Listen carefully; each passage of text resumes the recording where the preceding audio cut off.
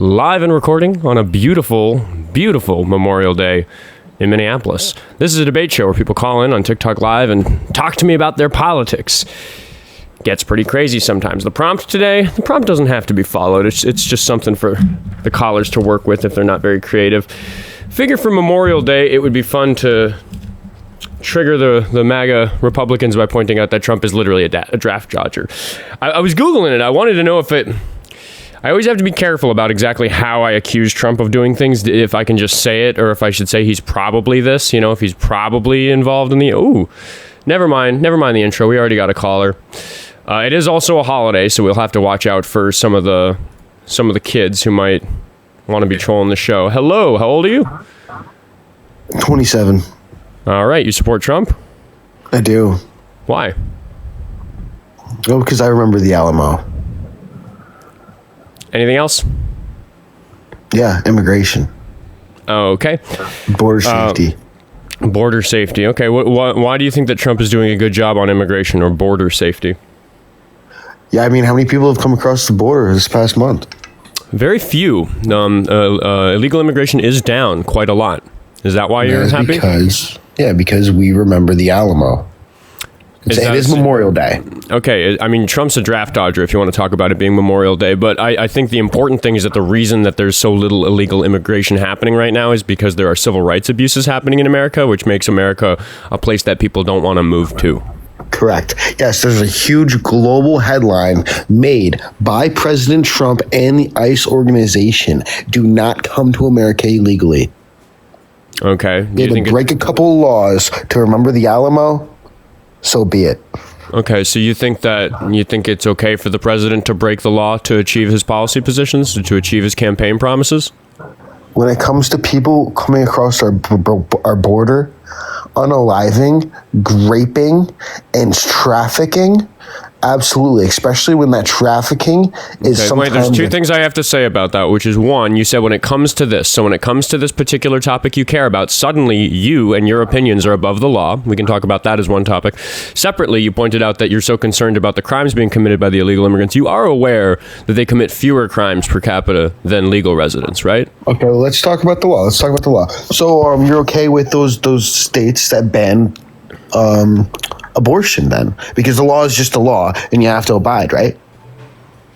I think abiding the law is important. I don't really want to pivot over to abortion. I want to make sure that we are clear about the fact that you don't seem to value the law because you have an issue that you care about, and you have, for a reason that I do not understand, decided that it is okay for the president to break the law when it comes to fixing this particular issue. So, for example, as somebody who supports abortion rights, do you think that I should be okay with the president violating the law, violating the Constitution to allow people to have abortions, or do you think we should go about it the legal way? I think that there should not be a single child unalived here in the United States of America or anywhere in the globe. Wait, I don't think that answers my questions at all, but I will relate again those questions I just asked to what you just said, which is that if you're concerned with people being unalived, children being unalived, why is it that you're focusing on a minority of the population that themselves per capita do fewer of those crimes? Shouldn't you just be concerned with criminals generally? Shouldn't you be pro-law enforcement generally, but not specifically border enforcement? Why are you so focused on the illegal immigrants? That seems misplaced if you're actually concerned about the victims of crimes. Yes, because immigration without assimilation is an alien invasion. Okay, yeah, fun rhyming, but I don't think that answers any of my questions or concerns about your thinking. You haven't addressed the fact that these illegal immigrants commit fewer crimes per capita than people who are here, and now you're talking about assimilation. And I think that assimilation is important. It's important to follow the laws of a country that you move to. It's important to engage in society in a way that's not disruptive. I'm curious maybe what you mean by assimilation. Do you think that it's important that these people speak English at home? Yes. Now, maybe not at home. Why did you say yes so confidently and then doubt it? I mean, you can tell me to listen, but you're the one who's not listening. I'm keeping track of all the things that we've brought up, and you haven't answered any of my questions or concerns about the topic.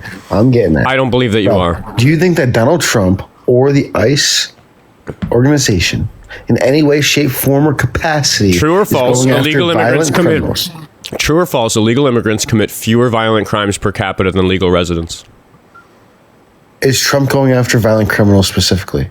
No, 5%. no, he's not doing a very good job of that at all. But 5% of people deported are violent criminals. I'm not super interested in continuing the call if nothing you say has anything to do with what I said prior. So here's what's happening. You say I'm getting there. No, you're not. Here's what's happening in this 5% call. Here's what's happening in this call. Right? You can talk louder. You can talk over me. It makes you look even worse in the call. I don't recommend it. So I am just going to point out that once again, you keep bringing up these questions and concerns, and I immediately respond to them. I say I think that that's not true, or I don't think that's a good way to go about it, and then you bring up something else. This isn't a conversation. You're just regurgitating your talking points on my show. I have clear and concise answers to them, and it makes you look really bad that you're not willing to engage with those clear and concise answers. I'm going to give you a task, which is right now, I want you to pick something that I said on the show. How long has the call been? 5 minutes. I've said lots of things in the last 5 minutes.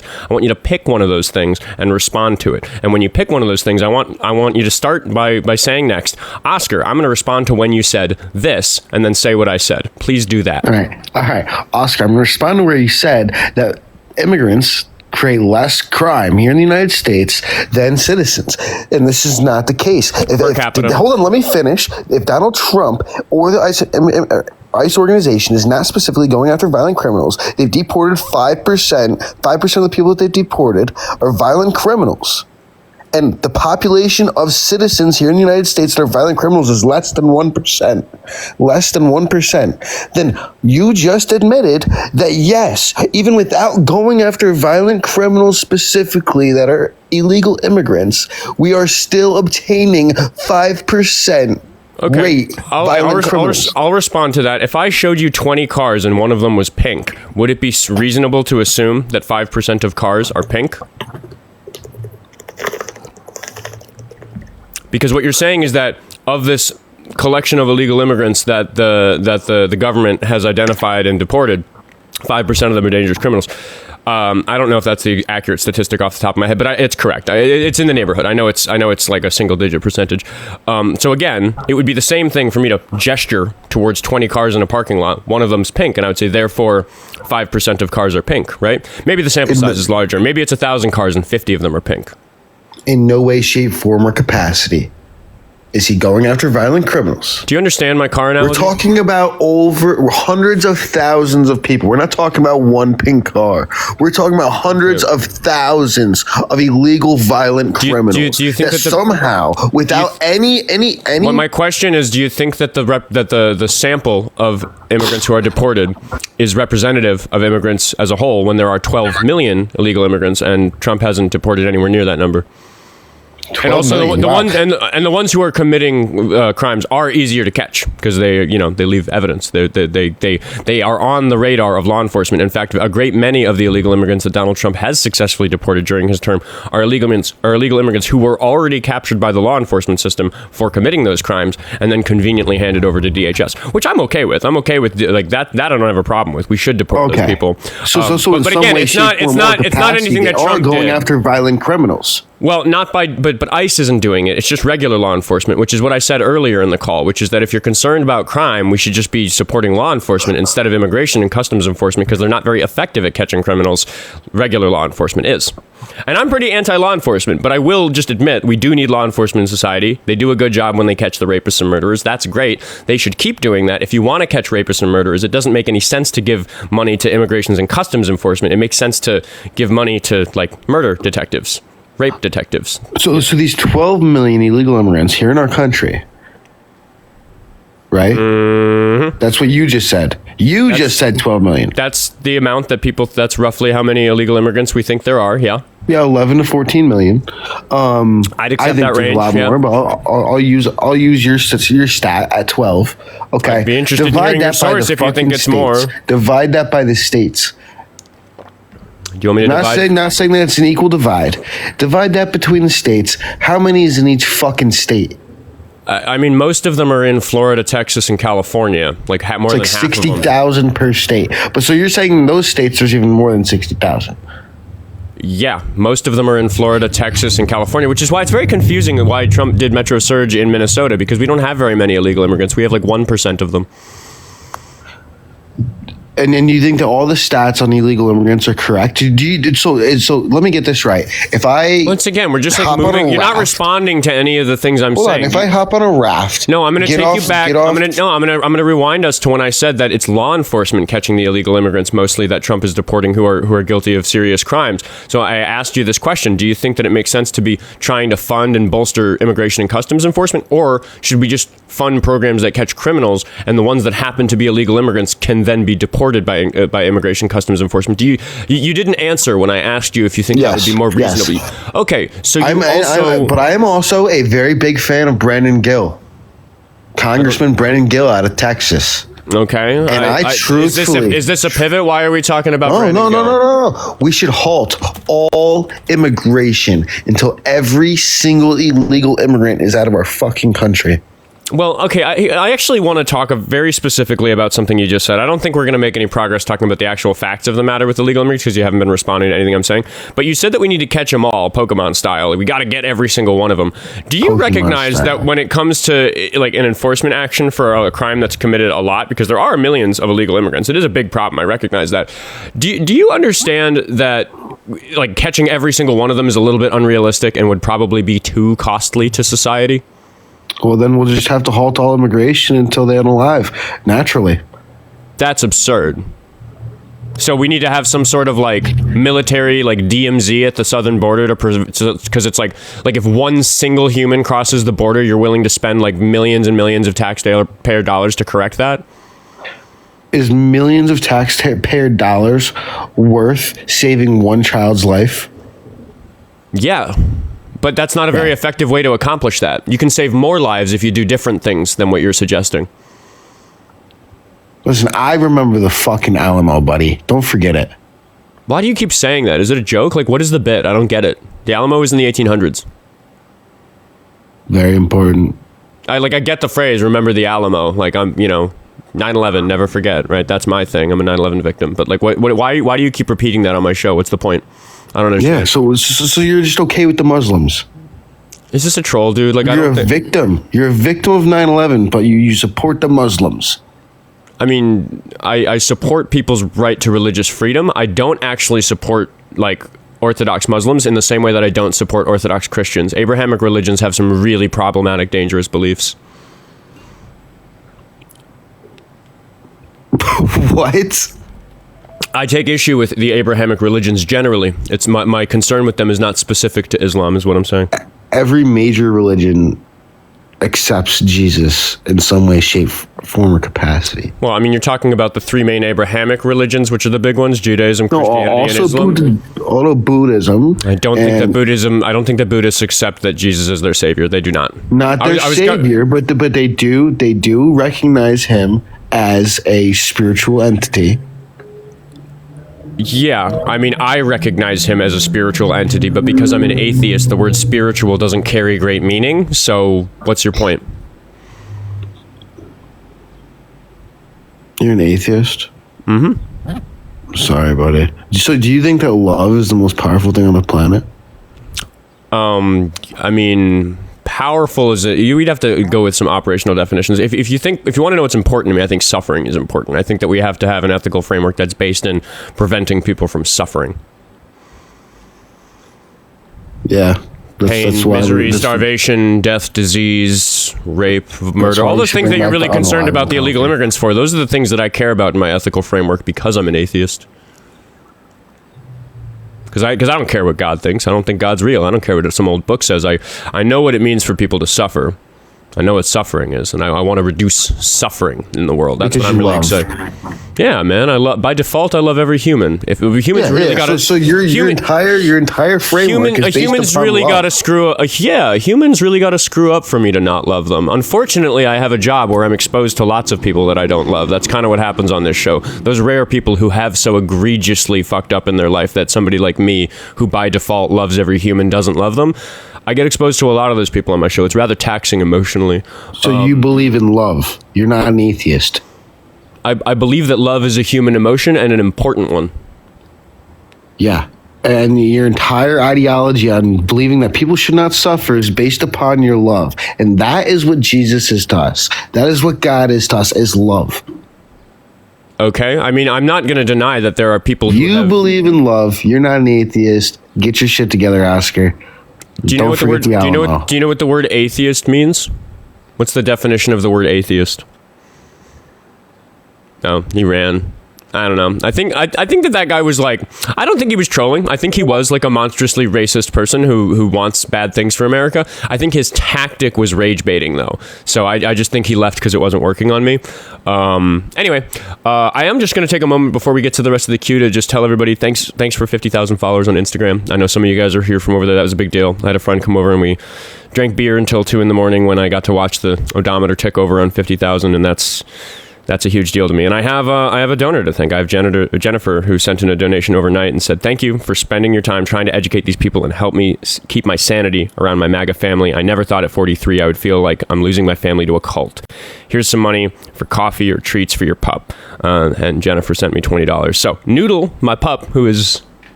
Where is she? Oh, she's on the ground over here. She thanks you for that. I obviously appreciate it. It's huge. It really the fact that I get to do this is a big deal to me. Even though it is a little taxing to spend so much time talking to people that I don't love because they. Oh, here's Noodle. Noodle says hello. Some W's in the chat for Noodle. We're gonna talk to my guy and see what he wants to talk about. And Noodle's gonna bump my hand while I'm trying to click things. How old are you? Good morning. Good morning. How old are you? 41.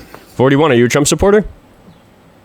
Well, I'm definitely an ICE supporter. We can talk about every 4 years what president is in office and have emotions over whoever the president is in office, just like we did with Joe Biden, Obama, George Bush Jr.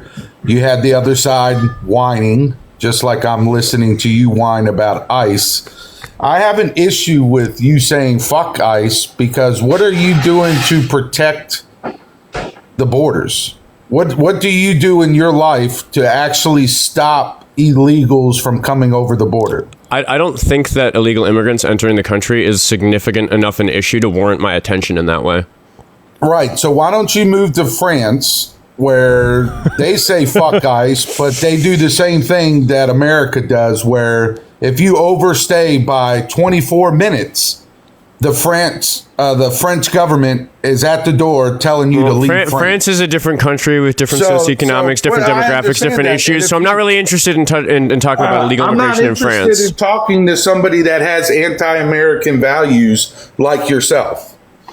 So if that's how you want to play this game. Well, we can argue about whether or not my values are or are not. Excuse me, sir. Excuse me, sir. The reason why you're allowed to be online right now. Excuse me, sir. Excuse me, sir. The reason why you're allowed to be online right now is because of ICE agents. Excuse me, sir. Excuse me, sir. We can argue about whether or not my values are American. I would argue that you are the one who lacks American values. There's no argument. When you say think there is an argument. Fuck ICE, that's anti-American. Do you know why I say fuck ICE? I don't know if you understand. Why don't you demonstrate to my audience that you understand my position? Because you're not even letting me talk, so you clearly must understand where I'm coming from. Why do I say fuck ICE? Why do I feel that way? Fuck ICE. Why do I say that? You seem to be emotional over the deportation of illegal criminals. Why you seem upset about it. Why do I say fuck ICE? You seem to support Renee Good blocking traffic and blocking federal agents from arresting pedophiles. She didn't do that. Yes, she did. There were cars that were able to... That's how I know you're being disingenuous. Once again, being an emotional grifter. Do you think it's important you're being an emotional grifter. Do you think it's important to understand my position if you're going to have a conversation with me? Fuck ICE. That's your position. Fuck ICE. Why am I so mad about what ICE is doing? Because you support anti-American ideas. Like what? You support immigrants illegally coming over the border. I don't. You don't want border I want to control. reduce the rate at which that's happening. I think that's a problem. You think it's a problem with the illegals coming over the border? Yep, I do think that's a problem. I don't think ICE is a good solution. So you don't want an administration to have the means to stop illegal immigrants from coming over the border?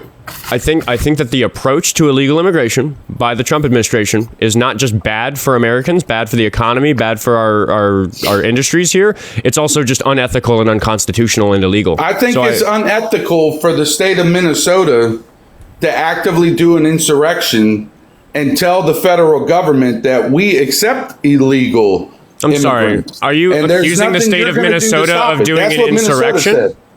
I don't understand your position. Why do you think that we've committed an insurrection? The I current support president the pardoned federal insurrectionists. government. I support the federal government coming into the state of Minnesota and deporting all illegal immigrants. You appear to support. Excuse me, Tim sir. Walz. There's something I need to do just as the showrunner. I just need to check some things about your understanding of American values. Would you just list the 3 branches of the government for me? Dude, you can take that stupid shit to your. I need you to tell me the 3 branches of the basement. government to show that you understand how the government works, so that you're qualified to have this conversation.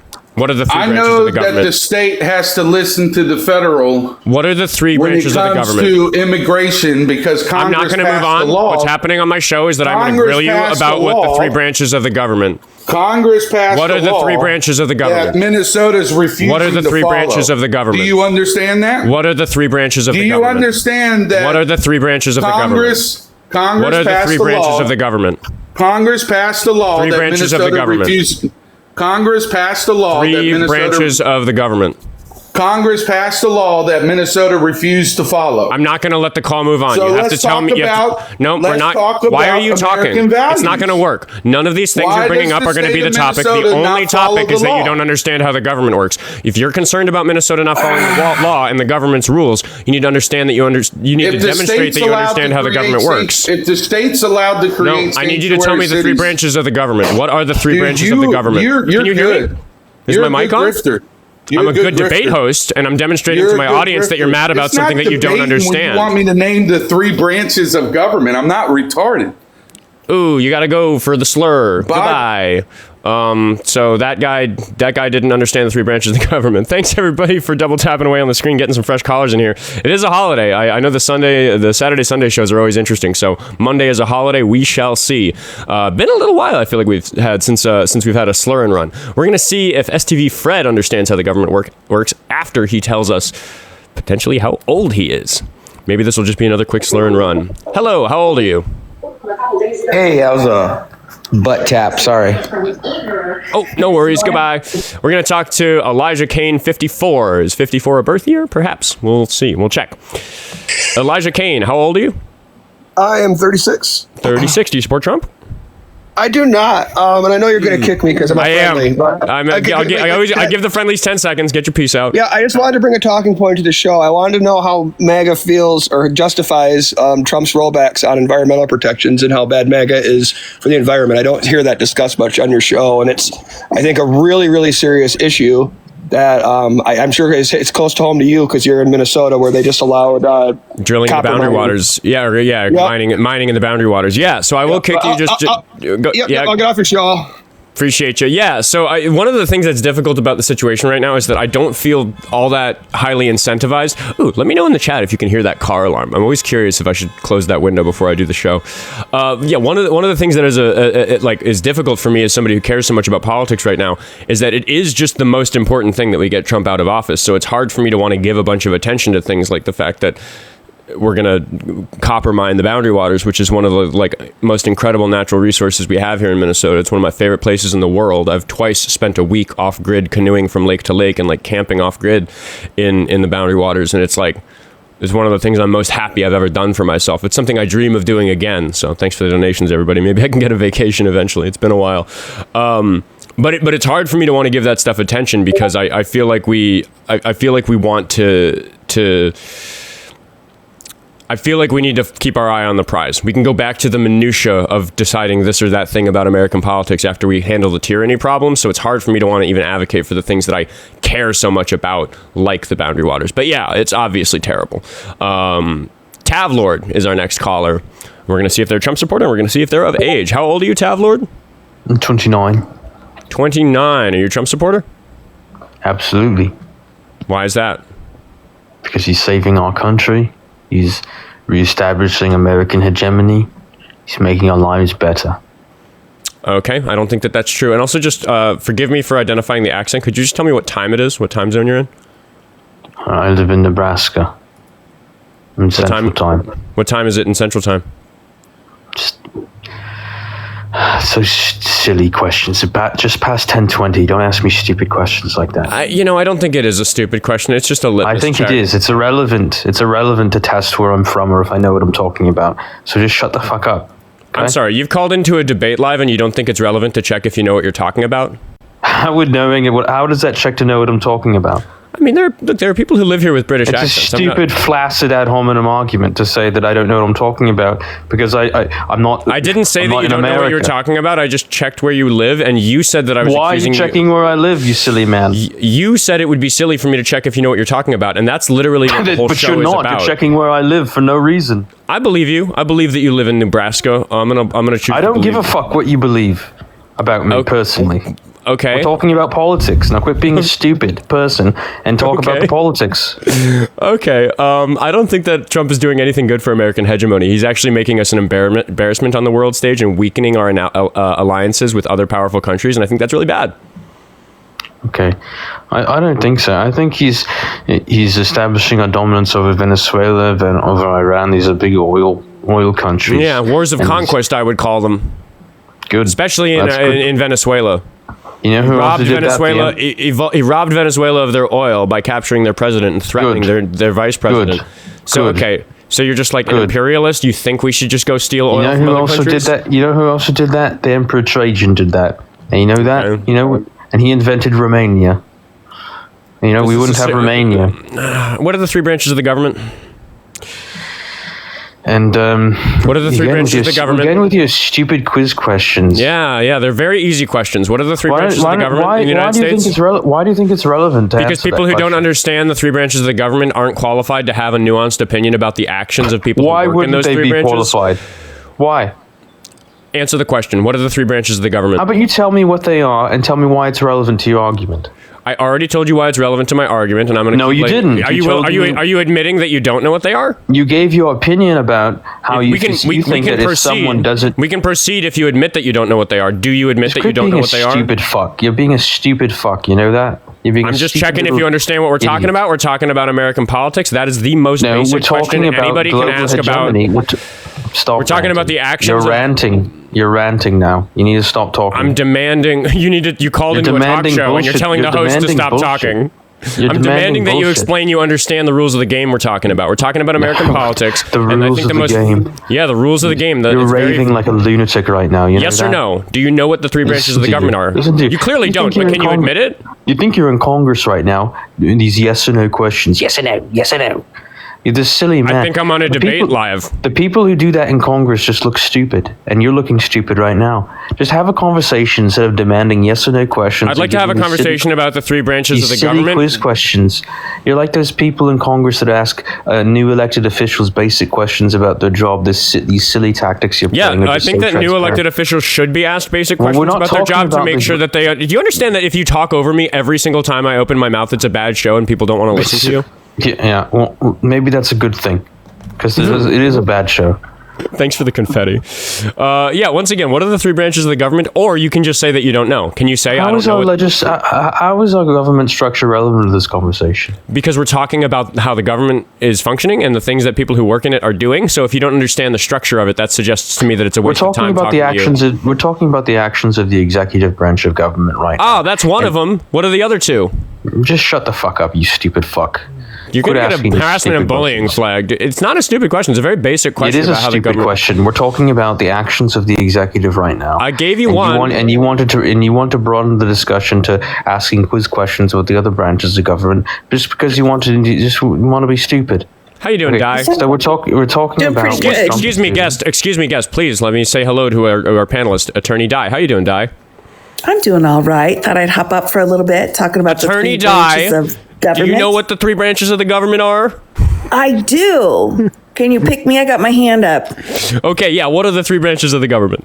Executive, legislative, and judicial. Thank you. Yay. Oh man, why didn't we argue about it for 10 minutes instead of just listing them? That would be so. Because I want to have a normal it's- conversation. They're about what also we're the talking first three about, instead of articles in the engaging Constitution. Instead of engaging in random discussion over stupid bullshit you want to talk about. If you think- look the Constitution over, you, know the- will see Article 1, 2, and 3.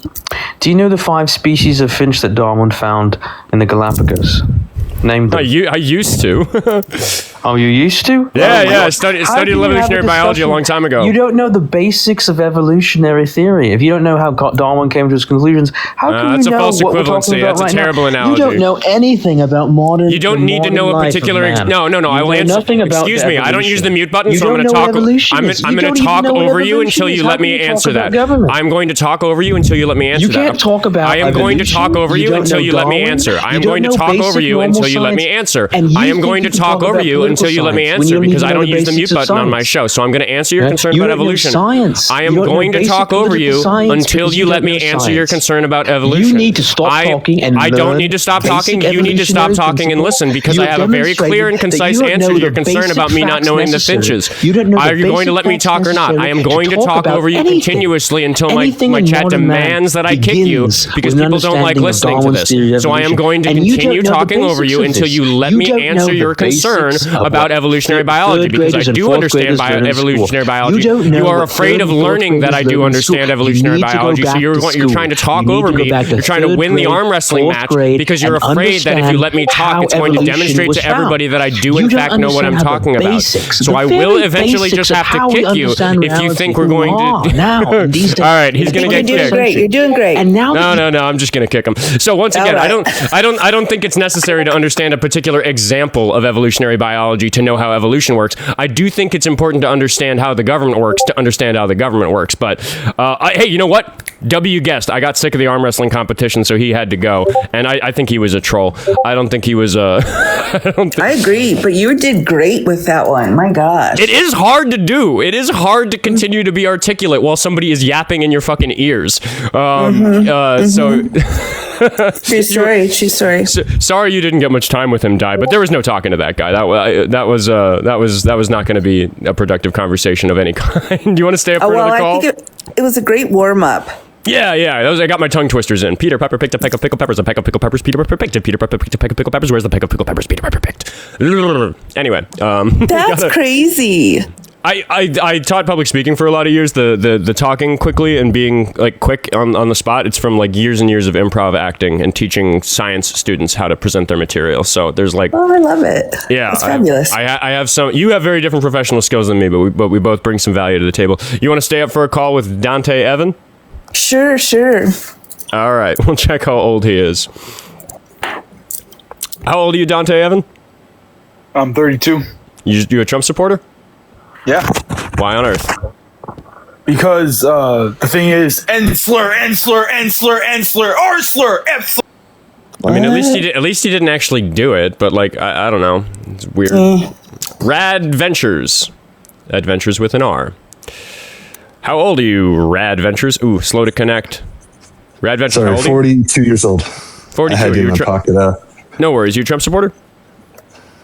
I support some of the things he does. Yeah. Do you want him to stay president? No, I would like him to go out and go away. I could look forward to somebody else. I could even look forward to somebody on the... I appreciate that, but I'm going to let you go just because I'm looking for a debate with somebody who wants Trump to stay president. We're going to talk to Mikey Creator, D-E-H Creator, and hopefully this will be a serious call because I feel like we're a half hour in without a serious call, and that's kind of a shame. Yes, sir. How old are you?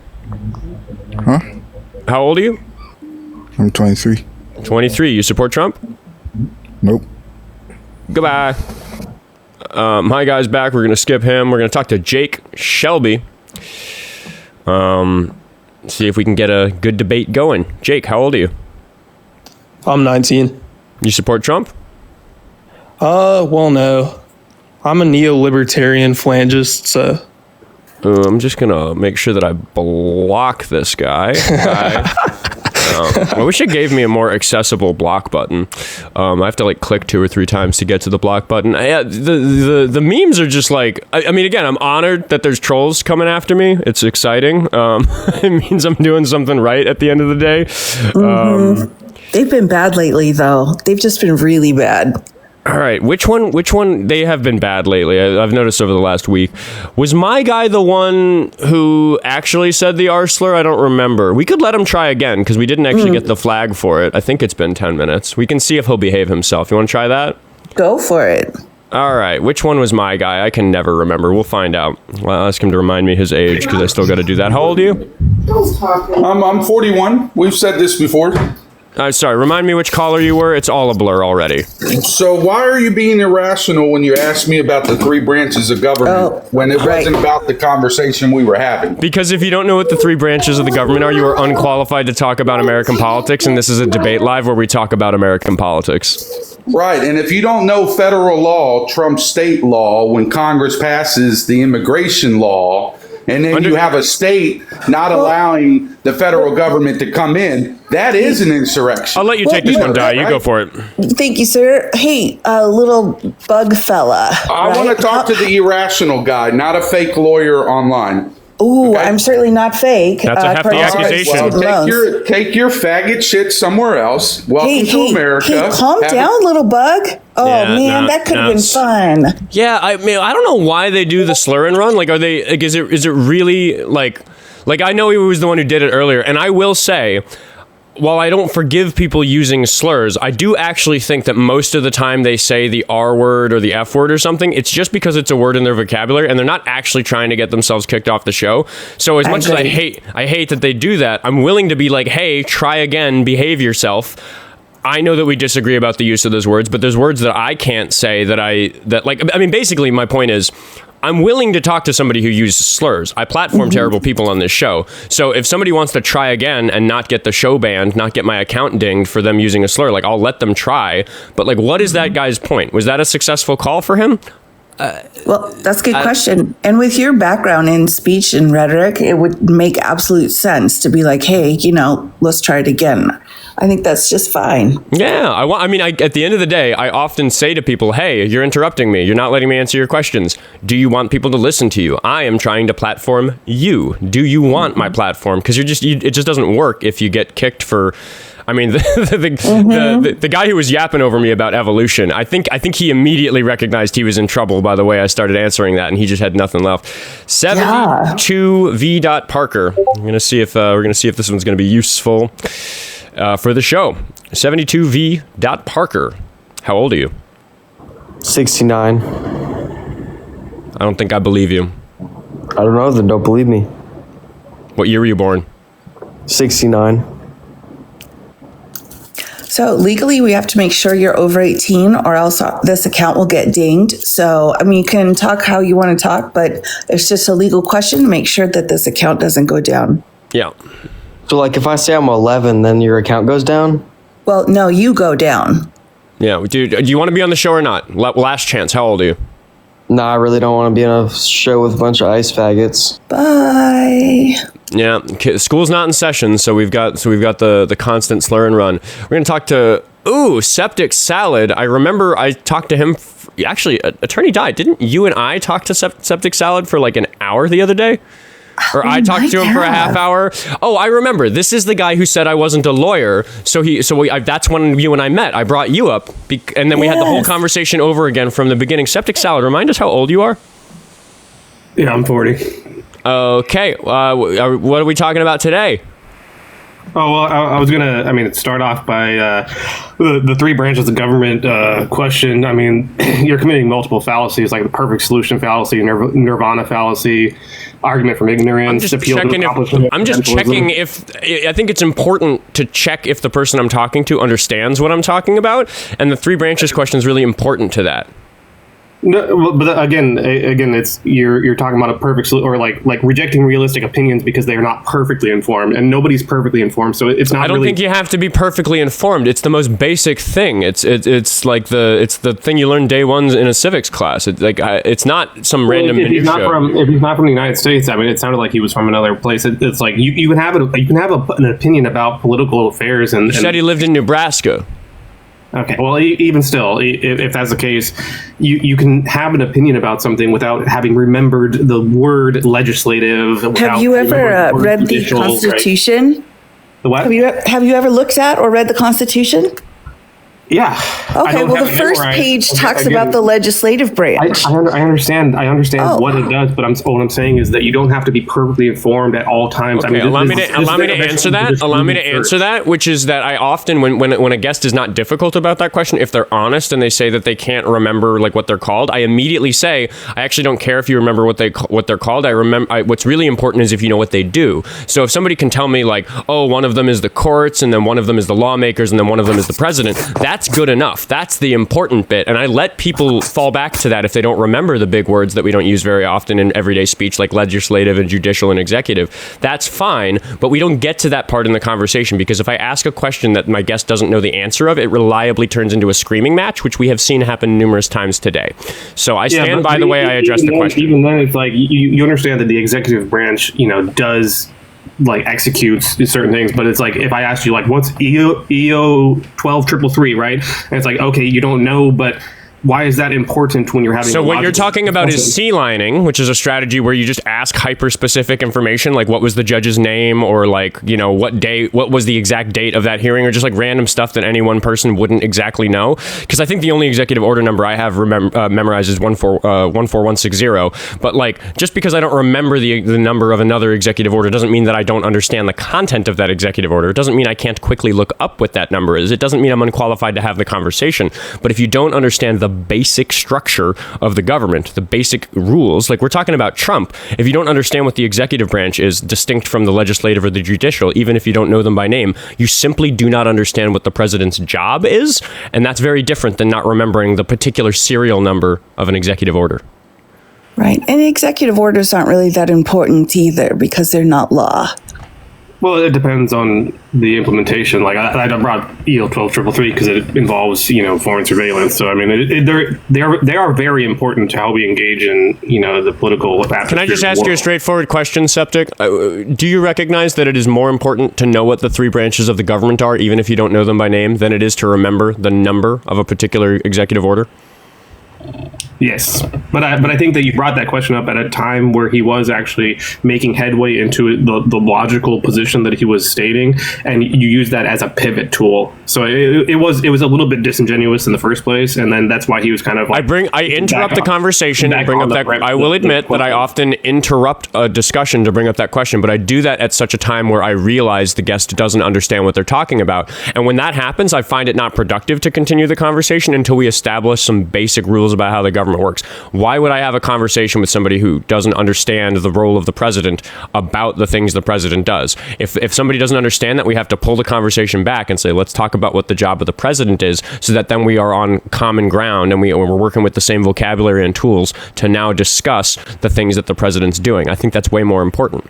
Yeah, I understand how that logically makes sense, but I'm just saying that to me, as I was observing it happen, it seemed to be more like a debate tactic pivot, and it seems like you have a good amount of debate tactics in your arsenal and that you employ when you're not exactly making good headway in a particular. Which, if I have detected that my guest doesn't understand how the government works, what is the less disingenuous thing to do? To continue the conversation knowing they're not qualified to have it and don't understand what I'm talking about, or to stop, take a pause from that and say, let's make sure we understand what I'm talking about, and then we can go back to our topic that depends on this prior knowledge. Again, that's if you were using it in that, That was a question. Yeah, that was a this or that question. Which is the better approach? If you detected it and then you are in good faith operating in that way, then that's fine. I was just saying that it doesn't seem to me that was a good faith reason at that time. Why not? How am I supposed to ask? Yeah, what are we supposed to do if we don't know how much education someone's had? I think it's a very basic question. It can come up in the middle of an answer of somebody else, because perhaps they hadn't finished talking before the next person started talking over them. Yeah, you can also just pivot the discussion in a way that doesn't require appeals to credentialism. Oh, okay. Do you have your own channel? Do you run your own lives? I'm just saying that you could do. No, that's a yes or no question. Do I have my own channel and lives? Yeah. No, I don't. And do you do your own lives? No, I don't. Okay, well, maybe you could do that, and then you can demonstrate what you're talking about. I understand. One thing I will just point out, I think this is where Di is going, is that like when I'm on this show, somewhere between like 20 to 80% of my attention is on the caller, and then the rest of it is on running the show, reading messages from the mods on the right-hand side of my screen, keeping an eye on the chat, keeping an eye on the gift goals, navigating the fact that I need to think, what is a third party who's not educated in the way that I am going to think when they hear this conversation? Are they going to be able to follow it? As a debate host, it's very easy to immediately understand the argument that the guest is bringing because I know all the arguments, I know all the talking points, I know what you meant, I understand it. But I'd be a bad host if I only went by what my understanding is. I have to do the non-egocentric thing of thinking about a less educated viewer, which is why I have to fill these gaps. I have to say, hold on, before we talk about that, let's talk about exactly what this program is. Before we talk about that, let's talk exactly about how the law works. Maybe we can bring Attorney Di in to give us some clarity so that we have a good playing field to have a discussion on. And I have to do that for the hundreds of people watching live and potentially the thousands or millions of people who are going to see a clip later. So there's a big cognitive workload in managing the conversation in such a way that people are able to listen to it, people want to listen to it, people can understand what's happening in it. And I think that the guests often don't have a respect for that fact, and I don't think that you have a respect for that fact. Oh, I agree completely. Someone in the chat knows me from VR. That's interesting. that makes sense that they'd be in here watching your show. Right, so we were talking about the 3 branches of government, and you know those now? I mean, I always knew them. I was just talking about the previous guest who didn't want to pivot to that point, and I guess I feel like I gave him a good defense for why we should pivot in that moment, because it's really like a mean thing to do to a guest to continue the conversation if they don't understand the basic rules of the government. Like it's kind of just beating down on somebody who doesn't have the tools to defend themselves. I'm saying, hold on, let me give you some of the tools to defend yourself in this debate, and you're saying that that's disingenuous? I'm saying that if you are using it in that way, then that's not disingenuous. I'm saying that if you were using it as a debate tactic, then it would be disingenuous. So I mean, it's only you know which one you were doing, and you're claiming that you were doing it, and I'm like, okay, I mean, I'll grant that to you. I don't have a particularly compelling reason not to grant that to you at this moment. Just if I apologize, Septi, if you could hold on for a second here. Taylor Boren in the comments, most attorneys wouldn't waste their time on TikTok. They're making money working. That's a bit rude. And all I would say is that I've been practicing law for 25 years. I've had my own firm. I was teaching for 15 years. And then I was in an accident and I'm bedridden. So I can't really go out in front of the court and make an argument. So I come into TikTok just to keep my mind sharp. But thanks for your understanding and your kindness. Oh, I'm done. I knew you were done. I was just going to let that hang. Did he get muted? Did you mute him? Somebody muted him. Did he mute himself? I don't know. No, I'm still here. Care to respond to what Di said? About being, I never made a claim that she was. Oh, sorry. I know she was responding to the chat. My attention lapsed briefly because I was minding the show. I was reading a chat on the right side of the screen, the mod chat. My bad. Septic, what are we talking about? What's the topic? Well, I mean, Trump should still be president, I guess, right? I mean, I don't know what you guys. I was just coming in as an intro for the last guy. I mean, if you had another topic to pivot to. I mean, I don't think you did a very good job defending that I did a bad job managing that guest. And we can just move on to the general topic of the fact that you think that Trump should stay the president. Do you think that the president should follow the Constitution? I feel like that's probably a question I've asked you before. Yeah. Okay. Do you think that Trump follows the Constitution? Yeah.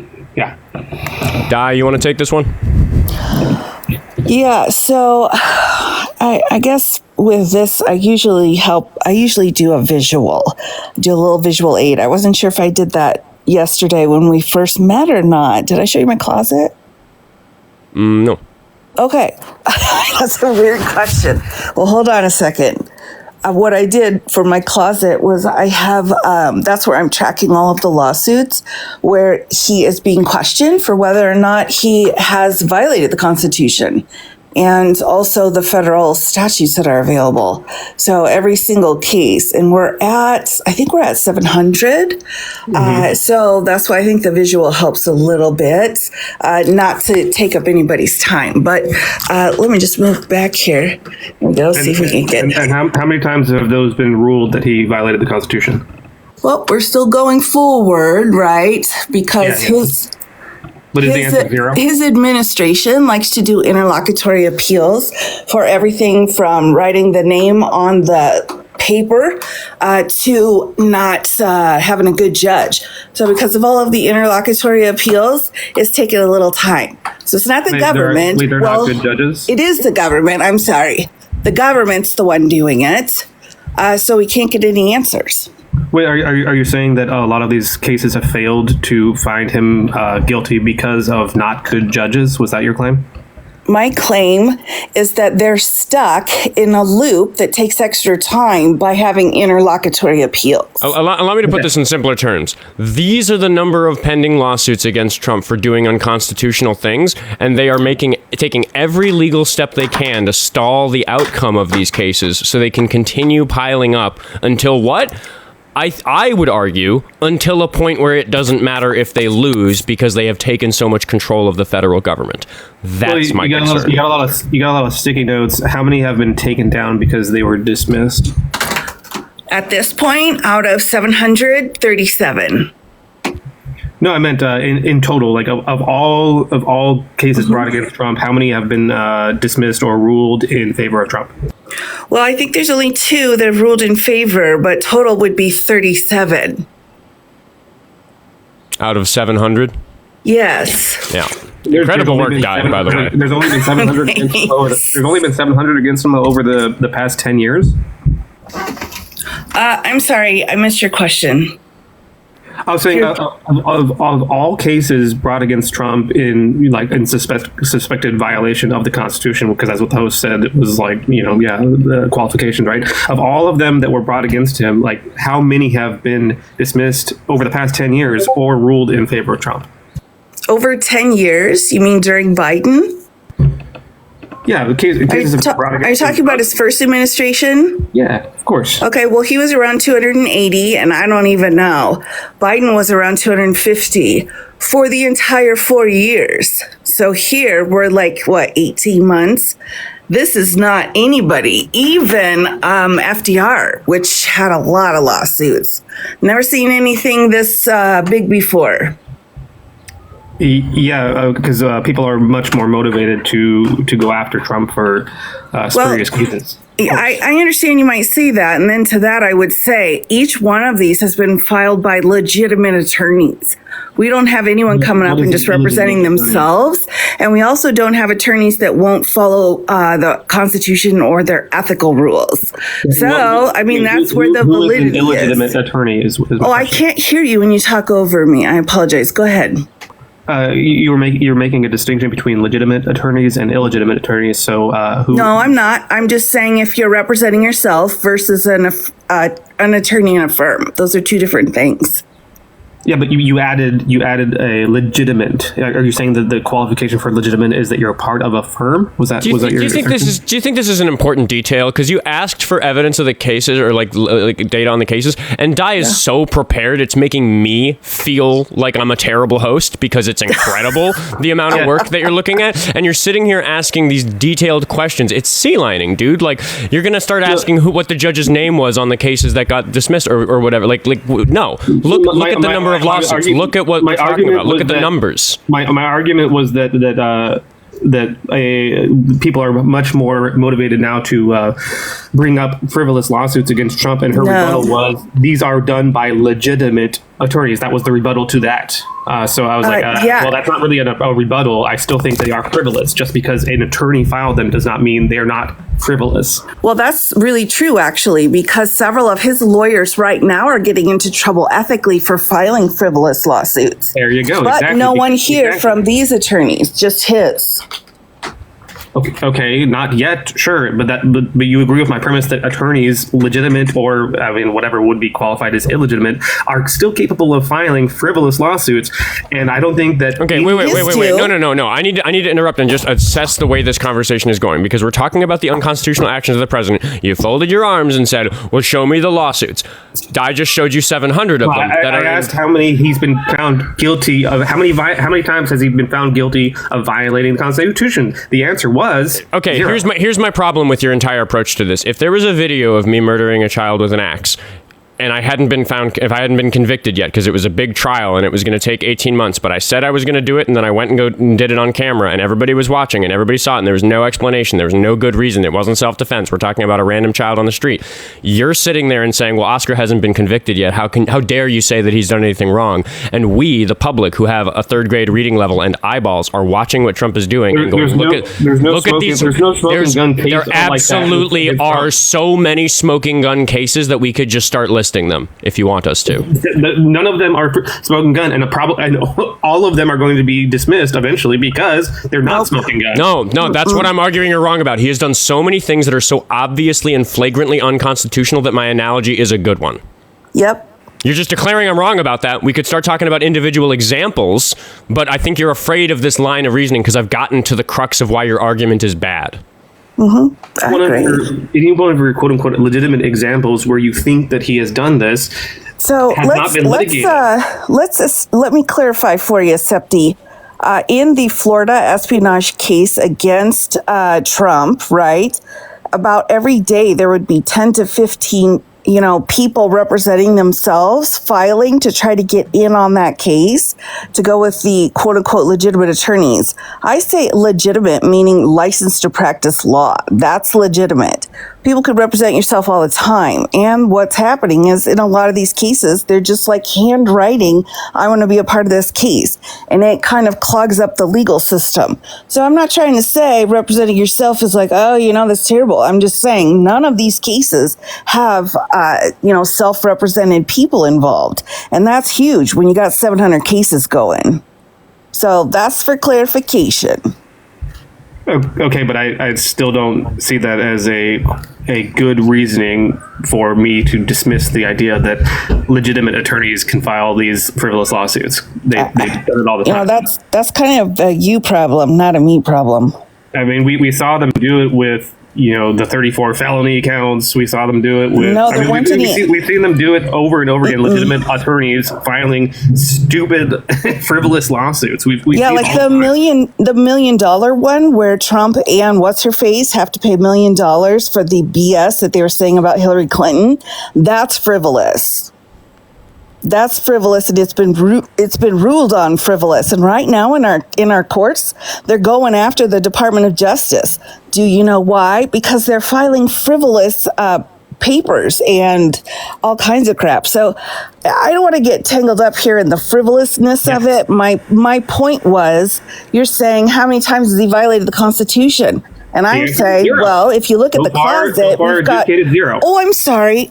I can't hear you when I'm talking. So just a minute. There are over and over and over again lawsuits being filed. The $1.7 billion bologna sandwich that's been going on, we're getting cases every day of people filing legitimate lawsuits because of the illegality of it. So, you ask, I give you the answer. I know. I already knew the answer. The answer is 0. Oh, why'd you ask it then? Dude, I just got to keep coming back to this. Like, we're saying that there's a murderer, and you're saying they haven't been convicted yet. I'm saying, yes, look at all this evidence. We need to catch them. We need to make sure that they can get convicted. And you're just sitting there folding your arms and being like, well, until he's convicted, I'm not going to support any efforts to convict him. No, you have an opinion on the outcome. It's like O.J. Simpson. O.J. Simpson was adjudicated and litigated everything, and he was found not guilty. Yet people still have. I think if there were 700 different cases against O.J. Simpson for wrongdoing, he'd be found guilty in a bunch of them. Yep, I agree. If there were 700 cases against, but that's outside. By the way, there was one other case against him for wrongdoing, and he literally went to prison for it. He really did, and he filed a habeas petition and really was awful during that trial too. Yeah, I am actually just going to say, Septic, like, unless you bring a substantive argument to this show in the next 90 seconds, I'm going to kick you and move on. Because you're sitting here and folding your arms and just saying this stuff isn't happening when you're not interested in hearing our evidence. You're not interested in talking about specific examples of him doing these things. You're just depending on the fact that because he isn't impeached yet, there must not be a good argument for impeaching him. Because he isn't in jail yet, there must not be a good argument for putting him in jail. So what's the point, right? The whole point of the show that I run is that the president should be in jail and isn't. And you're just sitting here crossing your arms and saying that he's not. So, like, what's the point of having a conversation with you? I understand that you're saying that he should be in jail. The point was, like, should Trump be president? And then you asked, okay, should a president violate the Constitution? And I said no. And how many times has Trump violated the Constitution? The answer is 0. So he's still not. But every additional step we bring to show you that he is violating the Constitution, your argument is essentially, nah. Mm-hmm. Yep. Well, that's all you've got. You're basing it off of your opinion of that. No, I've said that anybody with a 3rd grade reading level and a basic understanding of the government of the United States can look at his actions, and it is as plain as day that he's violating the Constitution, just as it was in my example where I murdered a child. And you denied that, and you didn't even question me further on it. You didn't say, show me one of the smoking guns. Okay, I literally said that me and Di could start listing them. Show me the plain text example that any 3rd grader would know. In Executive Order 14160, Donald Trump quoted the Constitution and levied his interpretation of it. Whose job is it to interpret the Constitution? Judicial branch. Okay, what branch does the president work at? Ooh, I don't know. Is it an E word?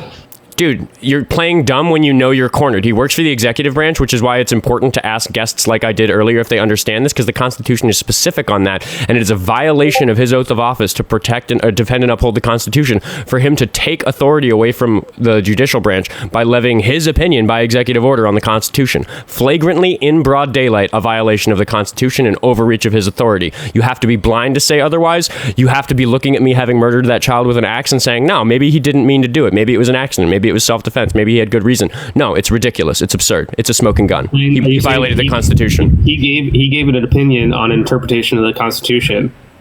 That's what you're saying he did, and that's the violation. I got the other thing too here. Let me just add, you're like, oh, he's talking about guilty. But we just had a minute ago, Septi, where you were saying the 34 felony counts. Like, we've given you a guilty. We've given you different cases that he's liable for. And every time you twist it around and say, oh, the system was bad, or oh, he wasn't treated fairly. So I think even if we were to set up 700 trials at the end of it and he was found guilty, you would still be like, it was Biden's fault or your fault because you hate him, blah, blah, blah, blah. Well, so and that's exactly it doesn't why really matter. Earlier, because you had mentioned that some of these things were a result of bad judges, and that's why I said nothing except I would not be able to say bad judges. I think we got to move on. Sorry, Di, but I think we got to move on. He's not bringing any substantive response to any of the things that we're saying. He's calm. He's like being less difficult than a lot of our callers, but he's being just as non-substantive, and that's just not good for the show. You're right. You're absolutely right. Got anything else before I kick you, Septic Salad? You can still convince me in the next 30 seconds that you should stay on the show if you have anything to say that isn't nuh-uh.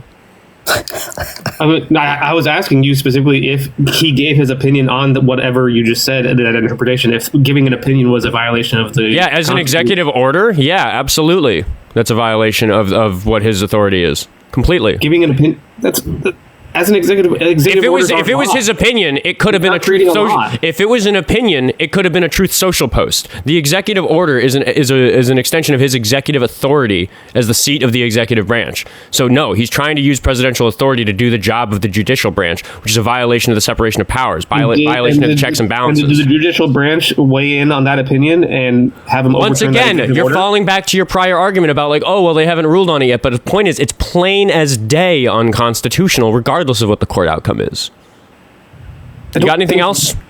Making an executive order in and of itself isn't a bad thing, even if the court finds it to be unconstitutional. That happens all the time with every single presidency. I don't see how this is a disqualifying.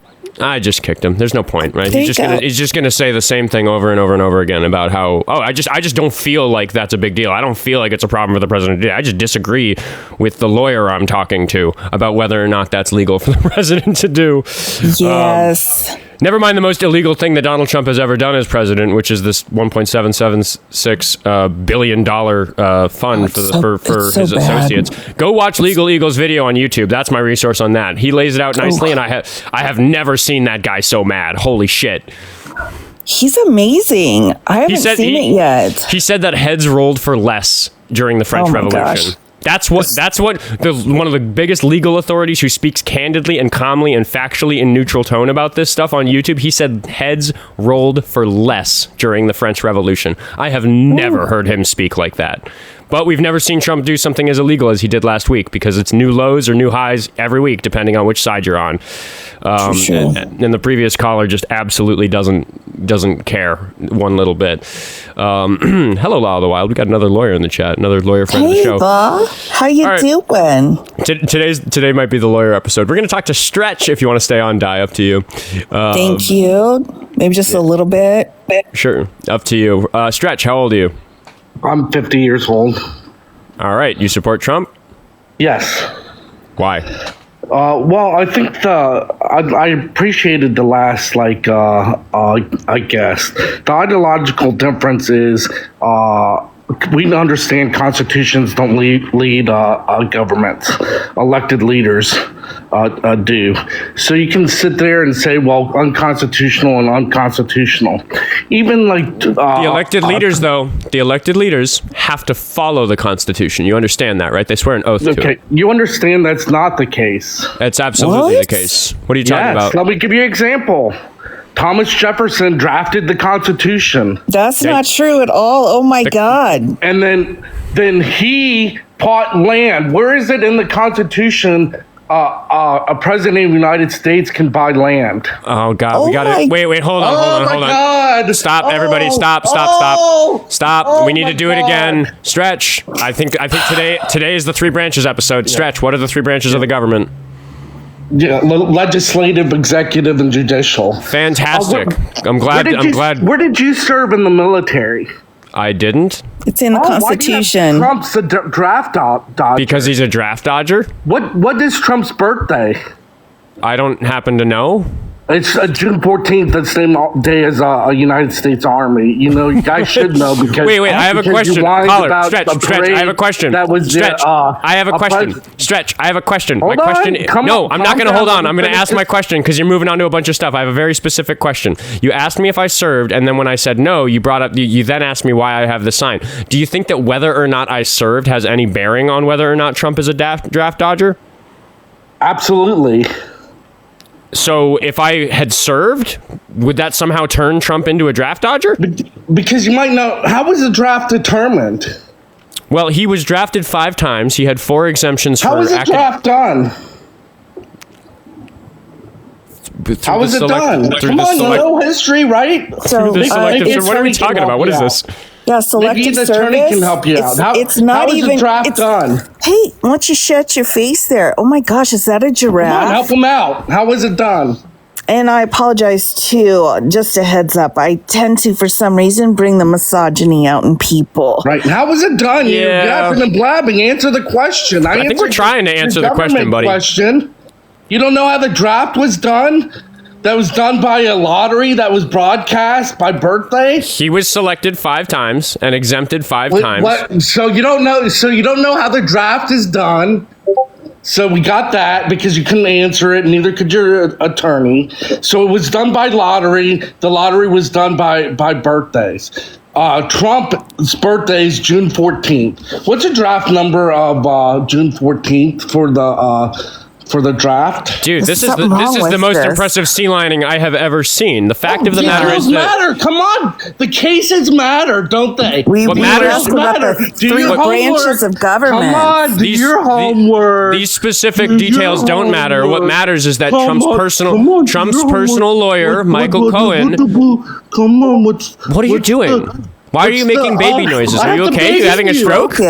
Is he broken? What's the draft number of June 14th for the draft law? I don't think that's relevant. I think what's relevant is that his personal lawyer, Michael Cohen, outed him for not actually getting treatment for the bone spurs that he claimed. Put a sticky note on your board and put like June 14th equals draft number 356.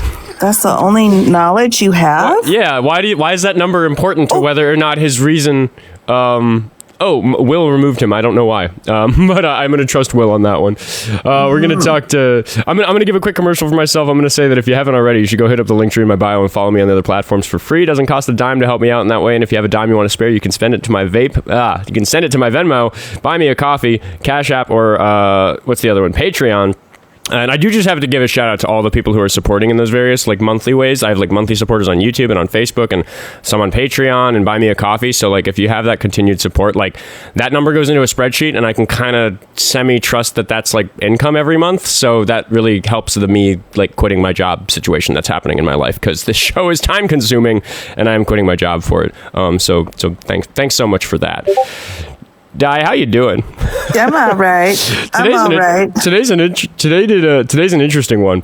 I agree. Yeah, a lot of insubstantive calls, which is not always the most productive thing, but it is we're kind of beating the dead horse today about how these calls are insubstantive. It's like I don't think the topic today is any of the things that we've talked about. It's that the guests are unable to have a conversation about anything. Right, and that's a good topic too. I've got about 7 minutes left before I gotta go. All right, well, we can take another one. It's fine if you got to drop out suddenly. I appreciate you hopping up and sharing your expertise because I'm not a lawyer, and I love that I've got lawyers who support what I'm doing because you guys. You bet. Well, and I saw Law of the Wild. He's good people too. Yeah, he's come up and been on the panel before, and he shows up in the chat plenty. So another friend of the show. We're gonna try Reason ADHD. And we're going to see if they know how to have a conversation because that's the challenge today. How old are you? Whoops, that was a mistake. Okay, no worries. Well, there's nobody in the queue, so Attorney Di, if you want to give a commercial to yourself, you're welcome to do that for a minute. Oh, here. Thank you so much. Oh, I do see Law of the Wild in the chat. How you doing, bud? Anyway, yeah, hi, it's just me. I don't really know how to give a spiel. I come here to the TikTok and I do the stuff and it's a lot of fun. And I also have the YouTube. So I just teach about the law. That's my favorite thing to do. My favorite categories are constitutional law and evidence. So I like to spend a lot of time going through actual trial situations and walking through each of the steps before, during, and after the trial, because that's where the majority of my work was in criminal law on the defense side, and then as well as a county attorney side as well. So I just love talking about that. Hey, bro, what's up? Hey, Di is also the worst self-promoter on the app, so I will say that she does amazing analysis. She brings out her Post-it notes and her highlighters and goes through major Supreme Court decisions, breaks it down in a very easy and digestible way when she's not getting distracted by the comments. Also, she has the coolest nail designs that you get to see on full display during that. So that's worth it alone in and of itself. So it's a very easy to digest legal analysis. And for a prosecutor, she's pretty okay. Thanks, Law. I appreciate that. Yeah, the modesty isn't always the best tool for self-promotion on TikTok. You got to be a little more straightforward. Though we do have Stretch back, and we're now up yet another lawyer. So how you doing, Stretch? We want to pick up where we left off? Right, because I guess it takes more and more people to when you can't like answer questions or actually talk. So, Stretch, do me a favor. Can we skip past the emotions and go straight into an argument, please? You're asking me? I don't think you can. No, you can't. I'm asking you to go over, right. You can file your hurt feelings, or you could file your hurt feelings. You couldn't answer. Later. They couldn't answer the question. The argument. Right, you emotionally just disconnected me because the factual. You didn't know Trump's birthday. You didn't know how the draft. Okay, we're still going into the feelings part. Right. So you because get over the fact that somebody disconnected you. Respond to them. Take your badge still with odor protection and rub that on because you're getting irritated by facts. What nuance? What? Did he say ointment? Yeah, he's talking about vaginal his creams. Vagisil. Okay, Stretch. Did you get it out of your system? Let's go into your argument. What's your argument? Okay, let me explain it to you. How did the draft work in the United States? You're going to have to narrow it down a little bit. Okay, how did they determine who was drafted in the United States and Vietnam?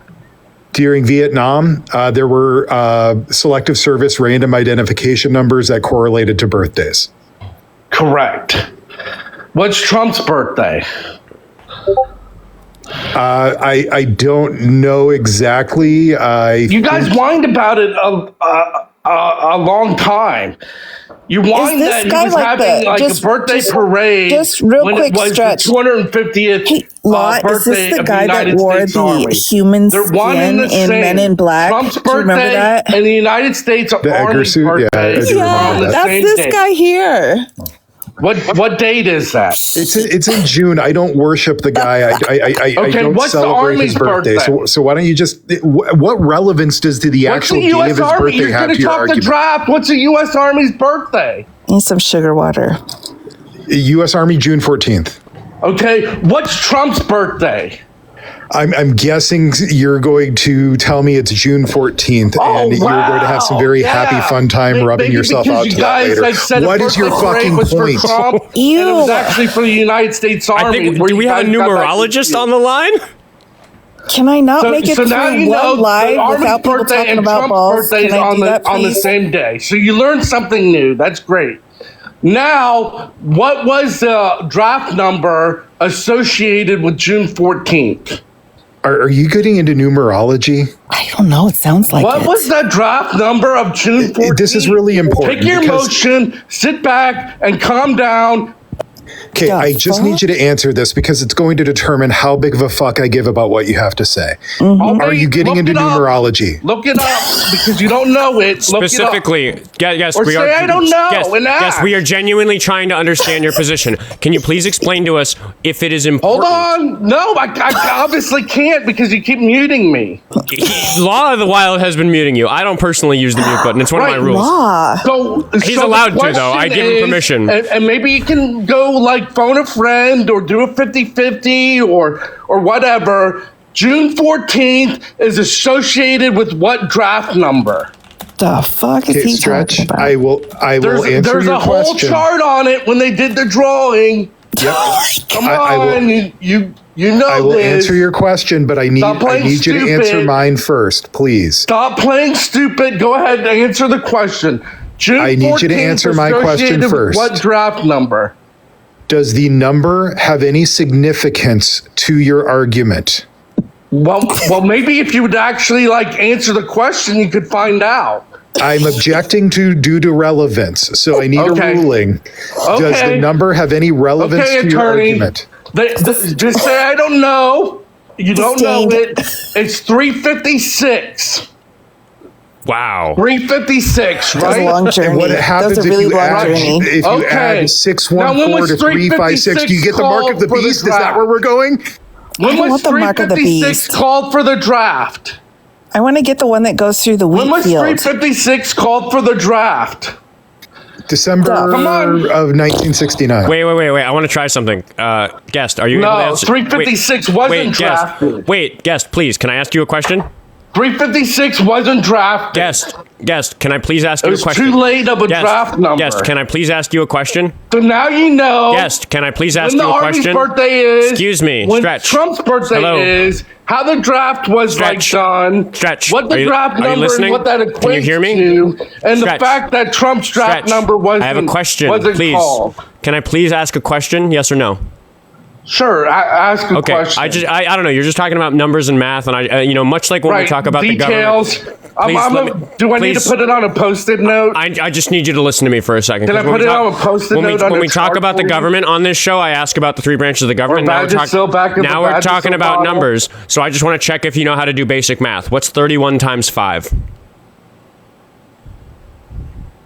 We can unmute him. Somebody muted him. Okay, you're unmuted.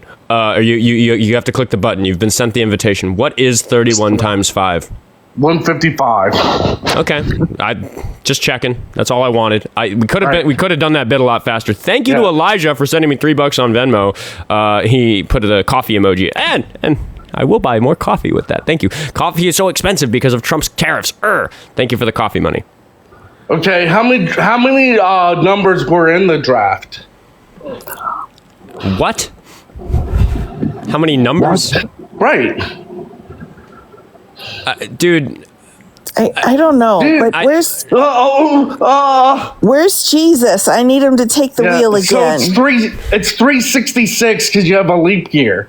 So that's how many days are in a year. How does this happen to people? I let Stretch go. We're gonna talk. I was mostly just holding on because we didn't have somebody in the queue, but we have a regular caller in the queue, UCME. So we're gonna talk to UCME, who I at least know will have some kind of functional conversation because he is a regular caller. But I will of course ask him to remind us, how old are you, UCME? Hey, Oscar, I'm 61. Yes, I remember. But I always got to ask, what are we talking about today? Well, I was just going to try to understand, because I'm really kind of on the fence here on what you guys are talking about with the draft dodging, right?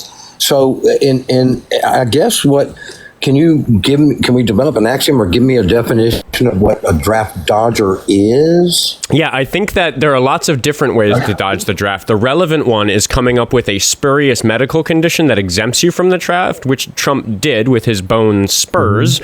I am arguing that his diagnosis of bone spurs is spurious because we have no documentation, and his own personal lawyer Michael Cohen, was quoted, I think, in 2017 stating that he never had any treatment or surgery or any other medical records that showed that the claim wasn't spurious. So I'm accusing Donald Trump of being a draft dodger for that reason.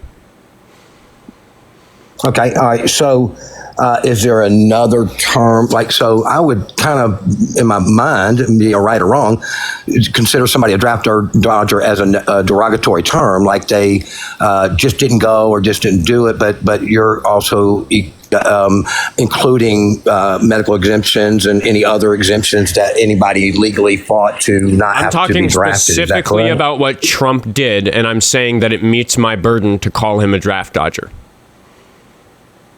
Okay, the chat's already saying I don't have his medical records, but his own personal lawyer is the one who outed him for this. Yeah, so you would equate any other person that did the same thing as also a draft dodger. I want to be careful and point out that if I have good reason to think that the medical diagnosis involved was spurious, then yes, I would say that. But that's a very important detail because there are reasons to be medically exempted from the draft. Okay, all right. So there were a ton of what under that definition, a ton of, and I guess what I'm trying to get at is that when you have the majority of the people that fought against the draft, as opposed to the ones that went as a 75-25 split, right? So 75 fought it and won 15 million. People had exemptions through legal processes like that and medical, which only one of Trump's versions was medical. So I kind of understand your point a little bit. The other 4 were academic, which I also find adorable because he did so poorly in school, but that's a different topic. Right. So my point is that I think he would have learned more if he went to Vietnam, is the dig I'll get in there. Wouldn't argue that. So I guess what I'm pointing out is we're hyper focused on Trump when 75% of the people drafted actually did the same thing. So it's kind of a weird, concept and trying to reconcile that, right? Do you think the draft dodging is good or bad? Do you think that draft dodging is bad?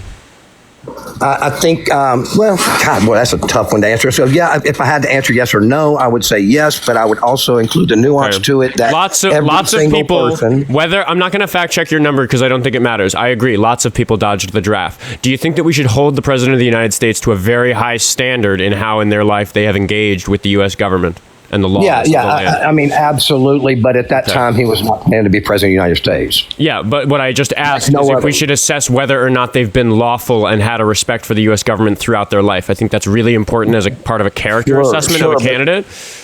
Sure, but you argue that he's doing illegal things, but he did that legally like 15 million others did. One of the things that Trump's administration has done recently is that they've changed the law so that signing up for the Selective Service is now automatic. That's going to be in effect at the end of the year. Do you think if there is a draft because of a war that Trump causes sometime in the future, if the Iran war gets worse or if he starts another war, do you think it would be hypocritical for him to draft American citizens given that he was drafted and dodged that draft? I think first of all, to clarify the automatic versus non-automatic, I had to sign up, so automatic would have been easier. I would have preferred to do that than having to physically do it. So I don't really care about the automatic. I also think these things should be automatic. That just makes sense to me. I think it's hilarious that they can automatically sign you up for the draft, but they can't automatically sign you up to be registered to vote. Again, different topic. But once again, do you think it would be hypocritical for the president to use the draft that he himself dodged? No, yes or no? I think you're. You don't think it would be hypocritical for him to use the draft after having dodged it himself? Let me explain. When the country has a particular set of rules that they follow via along the lines of the draft, as your example, no, I don't think it's hypocritical to follow those same rules. I think that you're trying to equate an 18-year-old to a president of the United States, which is kind of a ridiculous argument, right? Anybody and everybody in that draft time would do anything they could to not be drafted to go to Vietnam, no matter who it is. That's not draft dodgers. That's people just simply don't want to die, right? Yeah, I think that the 18-year-olds who, in spite of the personal risk, lamented to the draft and went to Vietnam are those who possess the character qualities that I'd prefer to have in a U.S. president. Yeah, I would not even argue that point. I think they're heroes. Now, what are you arguing? I'm arguing that you are trying to place a spotlight on one man when 15 million others did it, and 25% of those didn't. Right. The spotlight is on him because he is the president. We're talking about the current U.S. president. Right, but he was not the president at 18. Right, but he is a president who dodged the draft and is now potentially going to use the draft. So if that's your argument, that you think that an 18-year-old makes good decisions or should have made good decisions because he's going to know he's going to be president, I mean, I think that's kind of a little bit outside of the realm of possibility. I don't think he was 18. I think it was after he finished college. Whatever. No, it's not whatever. No, it's very different. An 18 to 29. You're forgiving him for being 18, who's like a kid. When the first 4 times it was for academic exemption, and I'm not even talking about the first 4 times that he dodged the draft. I'm talking about the 5th time after college that he did, where he was a better educated man with what he says is a very valuable college degree, where he was top of his class, which is false, by the way. He was bottom of his class. But again, we can't just excuse him because he was that young. You're exaggerating the details to make it sound better than it is. I'm not asking you to excuse him for any reason. You have your subjective opinion all you want. It doesn't matter. What I'm pointing out is, but that people, no matter what level of education, no matter what level of authority or what level of wealth they had, from top to bottom, 75% of the people were successful and not going to Vietnam and dodging the draft. That's what I'm pointing out. It's simple. Where are you getting your numbers from? I just had it on my computer. I stepped away. I'm sorry. I can give you the thing, but you don't need my permission to look it up yourself. Hey, guess what, Bubba? If you're going to come up here saying a bunch of crap, I need you to support it with some evidence. I don't have to provide you. You don't have to believe me. I don't care. Oh. Just if you want to do your research and find out I'm telling you the truth, do it. Your whole argument was based off of these numbers that you're talking about. I honestly already questioned him into admitting that it doesn't matter what these other people did. Wikipedia is one of them. I'm sorry, I can't read that one. There's several, but you can do it yourself. I don't need to be your secretary, Hey, let's talk for a minute about that, Bubba. All right, no one's asking you to be my secretary, but you come out here with numbers. I'm asking where they're from. You don't have to be an asshole to me, right? I wasn't an asshole. Oh, okay. Well, as long as you make that determination, then you must know. I quoted my evidence, dude. I talked about what Michael Cohen said. From a simple search, which you can do. I guess I don't know why we're stuck on this 75% or whatever it is thing. I'm sorry. You interrupted me. We already established that it's not important what everybody else did. It's important what the fucking president did. We're talking about his record. We're talking about if he's honest. We're talking about if he's a patriot. We're talking about if we can trust him with the executive authority as commander-in-chief of the U.S. military. Can I ask you a question? Do you think education, and for lack of a better term, equals intelligence? Pretty much. I mean, like education is like the main. It's contributing, but they're related topics, obviously. But no, they're not one and the same. What else would you combine with that to have intelligence? What other words? Well, there are lots of things that the education system in America doesn't focus on that are hugely important to a person's intelligence, like spatial reasoning and logic skills. I happen to have an education where I did formally learn critical reasoning. I learned logic and all that important stuff. So it really depends on what a person's education is. But in intelligence, like if we're going to talk about how intelligent a person is, that's a huge assessment, a broad assessment of their cognitive abilities that just only a small swath of is covered by the education system. Okay. I agree. So what I'm trying to point out Why did you ask that question? I'll tell you. So what happens and what I see with even my children and stuff like that, they'll have education, be pretty smart, and even well informed via that avenue, right? But there is nothing, and let me use a music. Well, I'm not going to use a music analogy. I may not fly with your listeners, but so what's more important is when you have education, you have experience, and you have wisdom and short-term, model there, right? So when Trump has education and doesn't have the experience and wisdom, he might be an idiot, right? And I'm not trying to protect Trump. I'm saying anybody, right? It doesn't matter who it is that dodged the draft, right? So when you gain that experience and you gain that wisdom, then your patriotism and what you are claiming can grow and can be something more than it was. And I'll give you a perfect example. My dad, who fought in the Korean War, he was an enormous patriot, right? He didn't get drafted. He enlisted, and he enlisted at 17 and lied about his age, right? It wasn't a war, but was it? Also, right? Korea wasn't a war. Pardon me? Korea was not a war. What was Korea? Korea never had the designation of war. It was right, just like the Iran doesn't have a designation of war, but we still call it war. I think that's where Di was going. Yeah. Yeah, so the conflict, excuse me. So my dad was in the conflict, all right? Now, I don't know why I have to be so careful and being so specific because you micromanage specific words. But guess what? We are careful and specific on the show. If considered a WAR, it unlocks different statutes that the president can use. So if we're just in a conflict or police action, those rules that he's trying to use do not get unlocked. Yeah, I'm not arguing that point or debating that point at all. What I was making the point was that I was micromanaging. Wow. I'm not micromanaging. You just micromanaged the word war versus conflict. Are you kidding me? You don't know the difference? I absolutely know the difference, probably more than you. All right.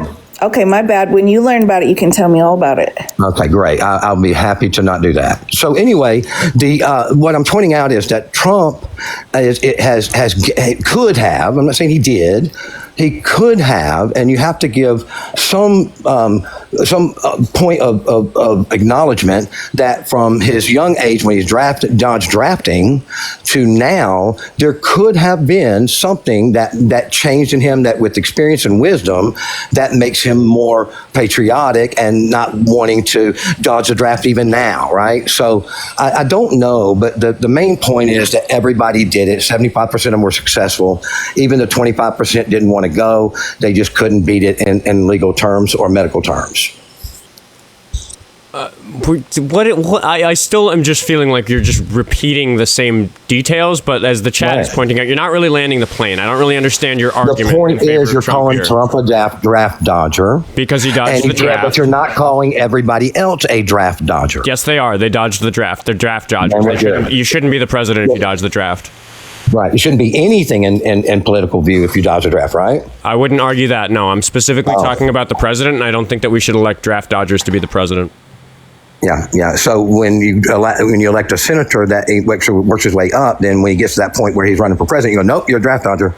I don't think we should elect senators that dodge the draft either. Why are you bringing that up? We're in agreement. We're in agreement. We're good. Thank you so much. Okay. So you think that Trump shouldn't be president? We're in agreement? No. I don't know. I don't think that assigning somebody. I disagree with what your premise is as far as the draft dodging. I don't think. Do you agree that Trump dodged the draft? No, I agree that he legally did not get drafted. Okay. Okay, so that's where you're all about legality, and so well, then I would urge you to go read what Michael Cohen said about the matter in, I believe it was 2017. Yeah, I don't believe I you. certainly will. Don't believe you. No, I will, but even when you do a search, it doesn't. It labels a draft dodger, but it's really illegal draft evasion that you're trying to present. It's not draft dodging. Wait, it's not draft dodging. It's illegal draft evasion. That sounds worse. It's a label for the same thing, but I'd say it's a worse sounding label. No, it's not. What's the difference between draft dodging and illegal draft evasion? I will tell you, but I would love for your legal experts to tell me. I want you to start. Please tell me the difference. Okay. All right. So a draft dodger is labeled somebody that avoided the draft through legal means or medical means, right? An illegal draft evasion person is somebody that did it illegally. Okay, I'm going to argue that he's the latter. I don't think he had a good reason. No, he did it legally. I think that he got away with it. I don't think he got in trouble for it, but I do think that his medical diagnosis of bone spurs was spurious. Well, I can't deny that all of them had some of that in their claims. So yeah, I agree with you. But I wasn't there. I'm not Trump. I wasn't involved in that, so I'm not going to arbitrarily just say, "Oh, that's what he is."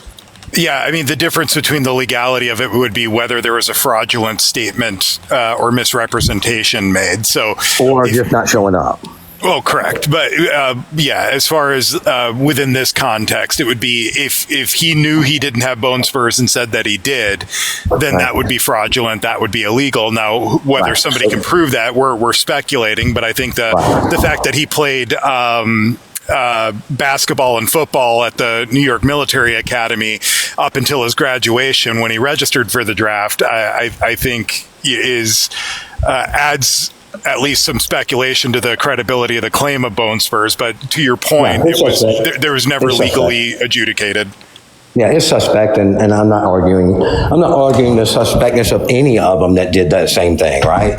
I was only pointing out, and Oskar clarified this, that there was over 75% of them were the ones that right, really more than that. Only 75% were successful in beating it legally or medically. Well, there was a cottage industry of doctors who would write, fake notes to try to excuse people for a large enough sum. So that happened. Whether you could prove it or not is another thing.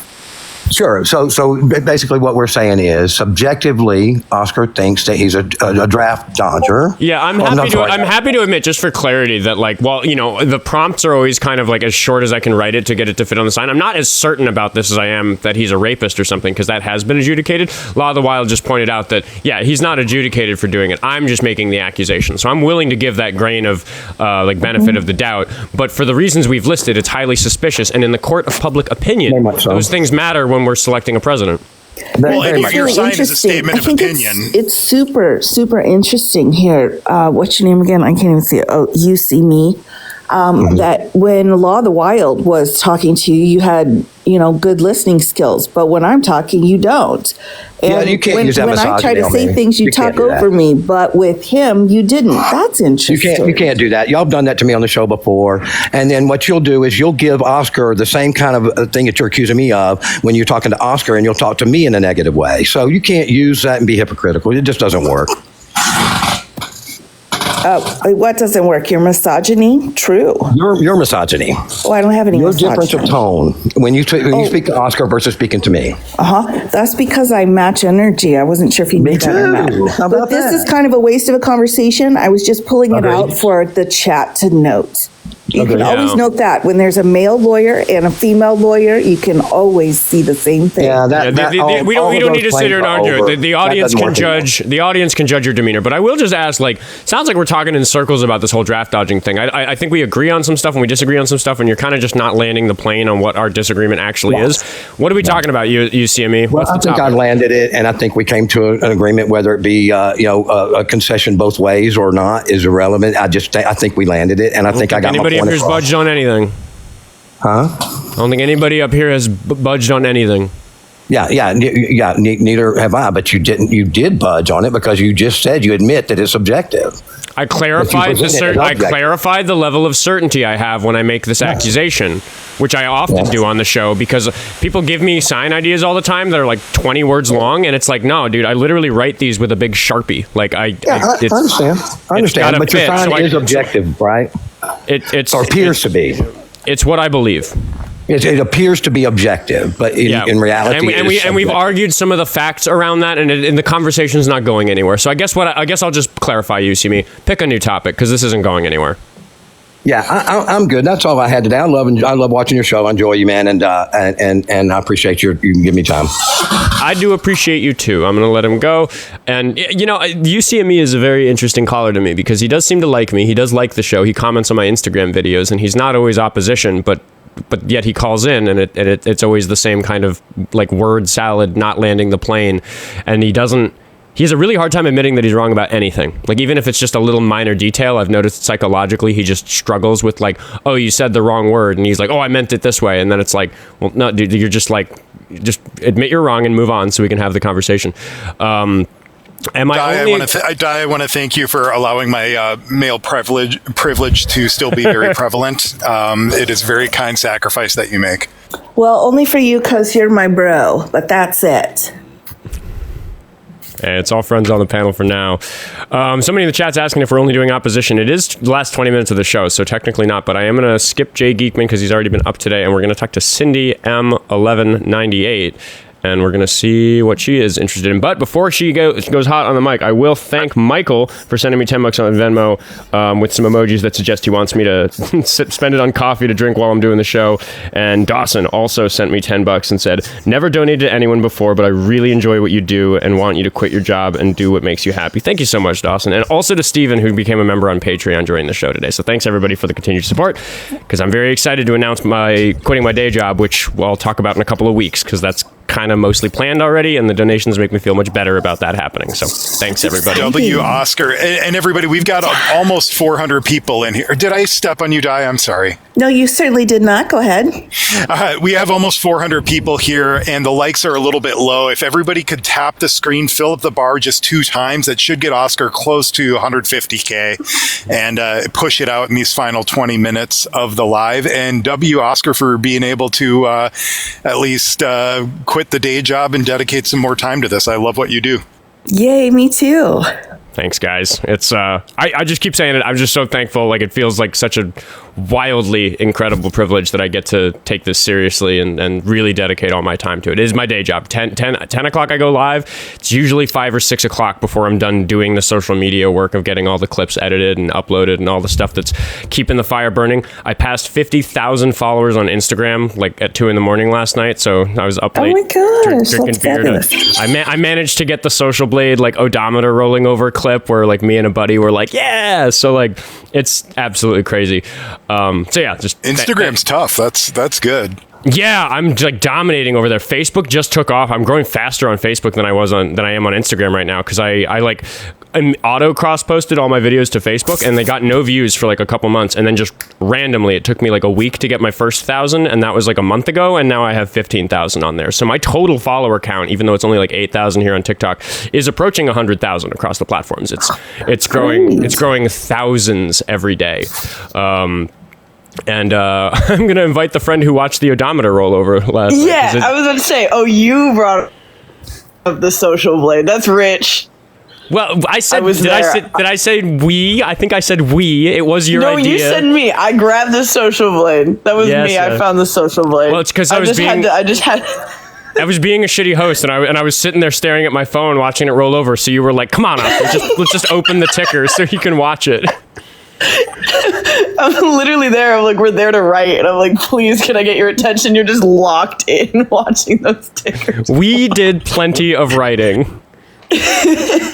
Who wrote more punchlines last night, you or me? Oh, shut up. How you doing, Jesse? How's your Memorial Day going? Oh, Jesse left. Goodbye, Jesse. Jesse's an IRL friend. I'm going to bring Cat Ladybug onto the panel. Oh, no, I'm not. They disappeared. We can get another debate. I'm gonna see Jay Geekman. Did he slur and run today? Does anybody remember? Elijah Kane is back. That's a new one. Elijah Kane 54. Is that a new one, or did we already talk to Elijah Kane? I need to pay a mod to keep track of the names for me because it's a hole in my brain. I can never remember who is who. Elijah Kane, 54. How old are you?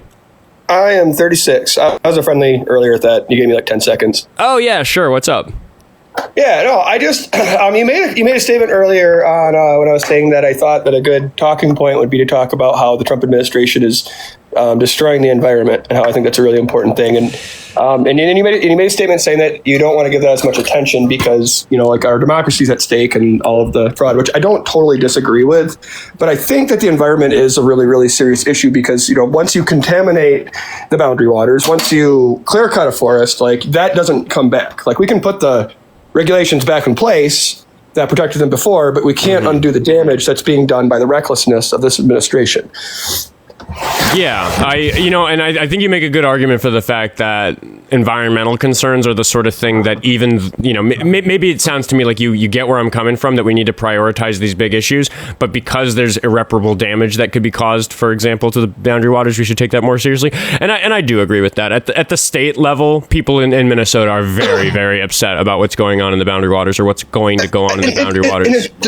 There's so much of it going on everywhere, and it's almost overwhelming. There's from them rolling back regulations on or basically like defunding the National Park Service to just completely eliminating environmental protections on like areas like Yellowstone.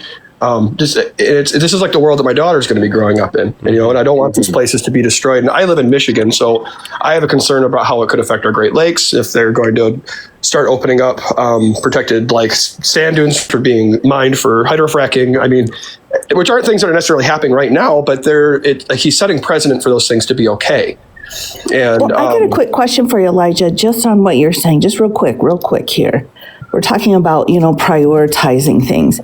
So I'm wondering if, and I'm not saying any specific person, but do you think addressing the issues that you're just bringing up for the environment is kind of like a more like wealthy person's place because people aren't getting, food stamp and medical treatment and stuff? So do you think that it's easier for people who are wealthier to go forward on environmental issues or not? I guess I don't have an answer for that question. I'm going to merely say that I'm not like super well educated about a lot of how different things work in our government, even honestly. But that I just brought this up because it's a talking point that I haven't seen on this show, which I watch a lot. And I'm curious just to know what MAGA's defense even is for that. Like, I don't understand how people can justify it or think that it's okay. Those things, I think they're as egregious even as also like the, constitutional violations and everything else. They're a part of a very broad spectrum of what the administration is doing. Absolutely. That is bad. I agree. I do agree completely with that for sure. And I didn't have a better way of putting that out as a talking point suggestion anyway. So I chimed in with it. That's all. Sure. And let me just add on to the end of that. And this is what I tell my followers too, is that although some of it may seem like it's out of reach, like it is kind of in that level of, we don't have to, we're above everything, so we can point down. But in all honesty, I truly believe when you do things to assist the environment and you do better in your own home, it actually costs you less. You're actually saving money by trying to save the environment that you're existing in. So that's kind of the perspective that I had. So that's why I was wondering where you were coming from on that. That sounds very conservative. Shut up, Law. But I'm in the good way. Conserving resources is conservative. Exactly.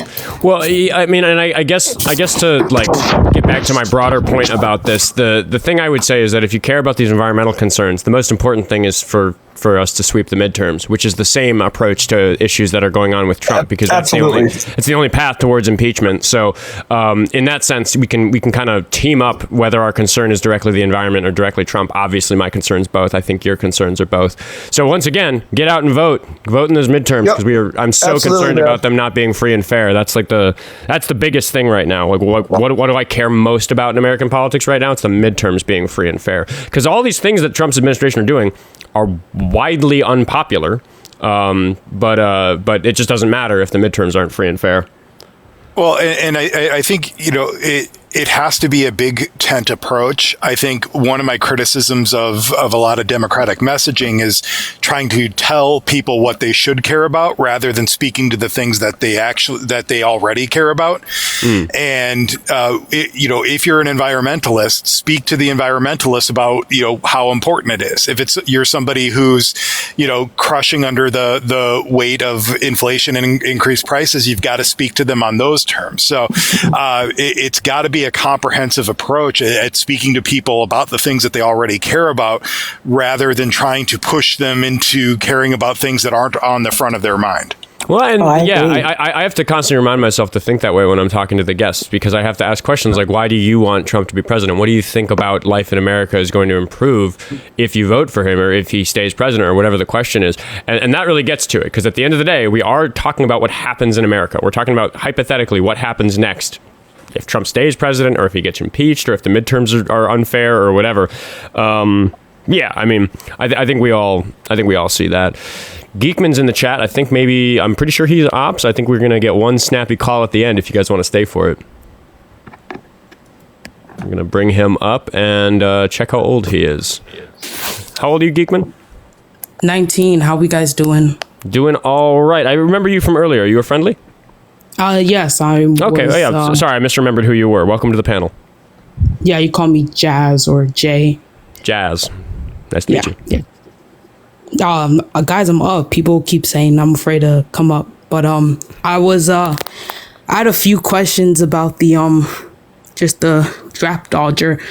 I feel like out of all the things that Trump done, that's just the most like irrelevant, most debatable, most like gray line, like, oh, people debate. I just don't understand like the prompt for everything. He's just done so much. Well, I'll answer that. I can answer that directly, which is that I write a different prompt every day, and part of it is just a creative challenge to like have something new every day, because I really am trying hard to not repeat the prompts. But also, like, we could talk about the most important things, like the fact that Trump isn't following the Constitution, or the fact, these executive orders, or the fact that he's misappropriating taxpayer money with these deals with the IRS, or like all these big topics. But if that was all I talked about, the show would be if I forced my guests to stay on those big things, the show would be the same every day, and it'd be boring. It'd be less educational. The fact that there's such an insanely long list of reasons that Trump is a bad president, whether those are legal reasons that should disqualify him from the office, or subjective reasons that I think should disqualify him from the office, just if you're a person choosing to vote for him, or potentially choosing to vote for somebody in the midterm that might impeach him. I think that it's valuable for me to spread out my airtime across these issues. So I spend way more time talking about the fact that he's a rapist, talking about the fact that he doesn't follow the Constitution, talking about the fact that he bombed a school in Iran and has refused to even acknowledge that he did that, to the point where he's suggesting that Iran did it to themselves with Tomahawk missiles that we don't know how they got, because they don't have Tomahawk missiles. I got to spend a lot of time on that stuff. But it's Memorial Day. It's a day where we're supposed to remember the people who served. So I decided to make a prompt about the fact that he did not become one of those people when the law required him to. So that's just my defense of the prompt for today. It really, I guess at the end of the day, it comes down to giving the show some variety. Oh, okay. But and I'm not a Trump supporter. I just think it's more of a like, don't you think it's a gotcha moment, because majority of people, including relatives I know, either were forced to go into it or dodge it, because the percentage of you coming back after getting drafted was less than 50%. So you don't think there's just other factors on why one may not go? And I'm not saying just Trump, I'm saying just anyone who dodged the draft or is labeled as a draft dodger. Well, yeah, I can hear that you're making a pretty similar argument than what was brought up earlier, which is that being a draft dodger during Vietnam, I would agree, is not the most reprehensible evil thing for a person to do as far as directly violating the law of the United States. It was a pretty unpopular war, and I don't know what I would have done if I was in those shoes. But I think when we choose elected officials, we have to hold them to a super duper high standard. It's not some random guy walking down the street. If I found out that some 80-year-old dude dodged the draft, I'm not going to like refuse to continue having a beer with him at the bar. I'm not going to tell him to go fuck himself. I might have a conversation with him about the 60s and get to know him, and that might be interesting. But I don't think I'd vote for him. And Real that's- quick, is Trump espouses himself as being the most pro-military president, in American history. Mm-hmm. He makes those types of claims to offer all of this feigned support for our military when he didn't have the courage to serve. So I think he's at a level of much higher scrutiny than your average citizen who is being attempted to be dragged into an irrational conflict. Well, no, I get that once again, but you can be pro-military and be patriotic to your country and be all those things, and you can also then say in that same coin, hey, this war has been going on for at that point decades.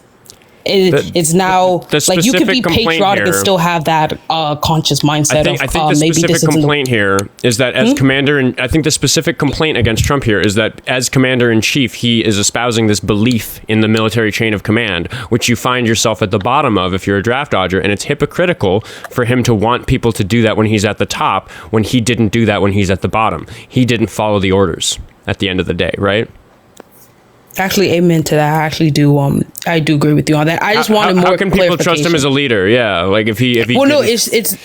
I feel like when you're talking about draft dodging, I think when you have the situation of like life or death, I then feel like a lot of other factors into play might not be taken so much into consideration, especially when you're in the young age between 19, 20, 21, 20, 25, 26, 27. Your brain's not fully developed, So I'm not defending him, but I also don't think it's I can say in good faith, oh yeah, he's bad because he dodged the draft, because then I might as well just say, well, then any politician, president, or person in power who dodged the draft is then a bad person. Nobody did.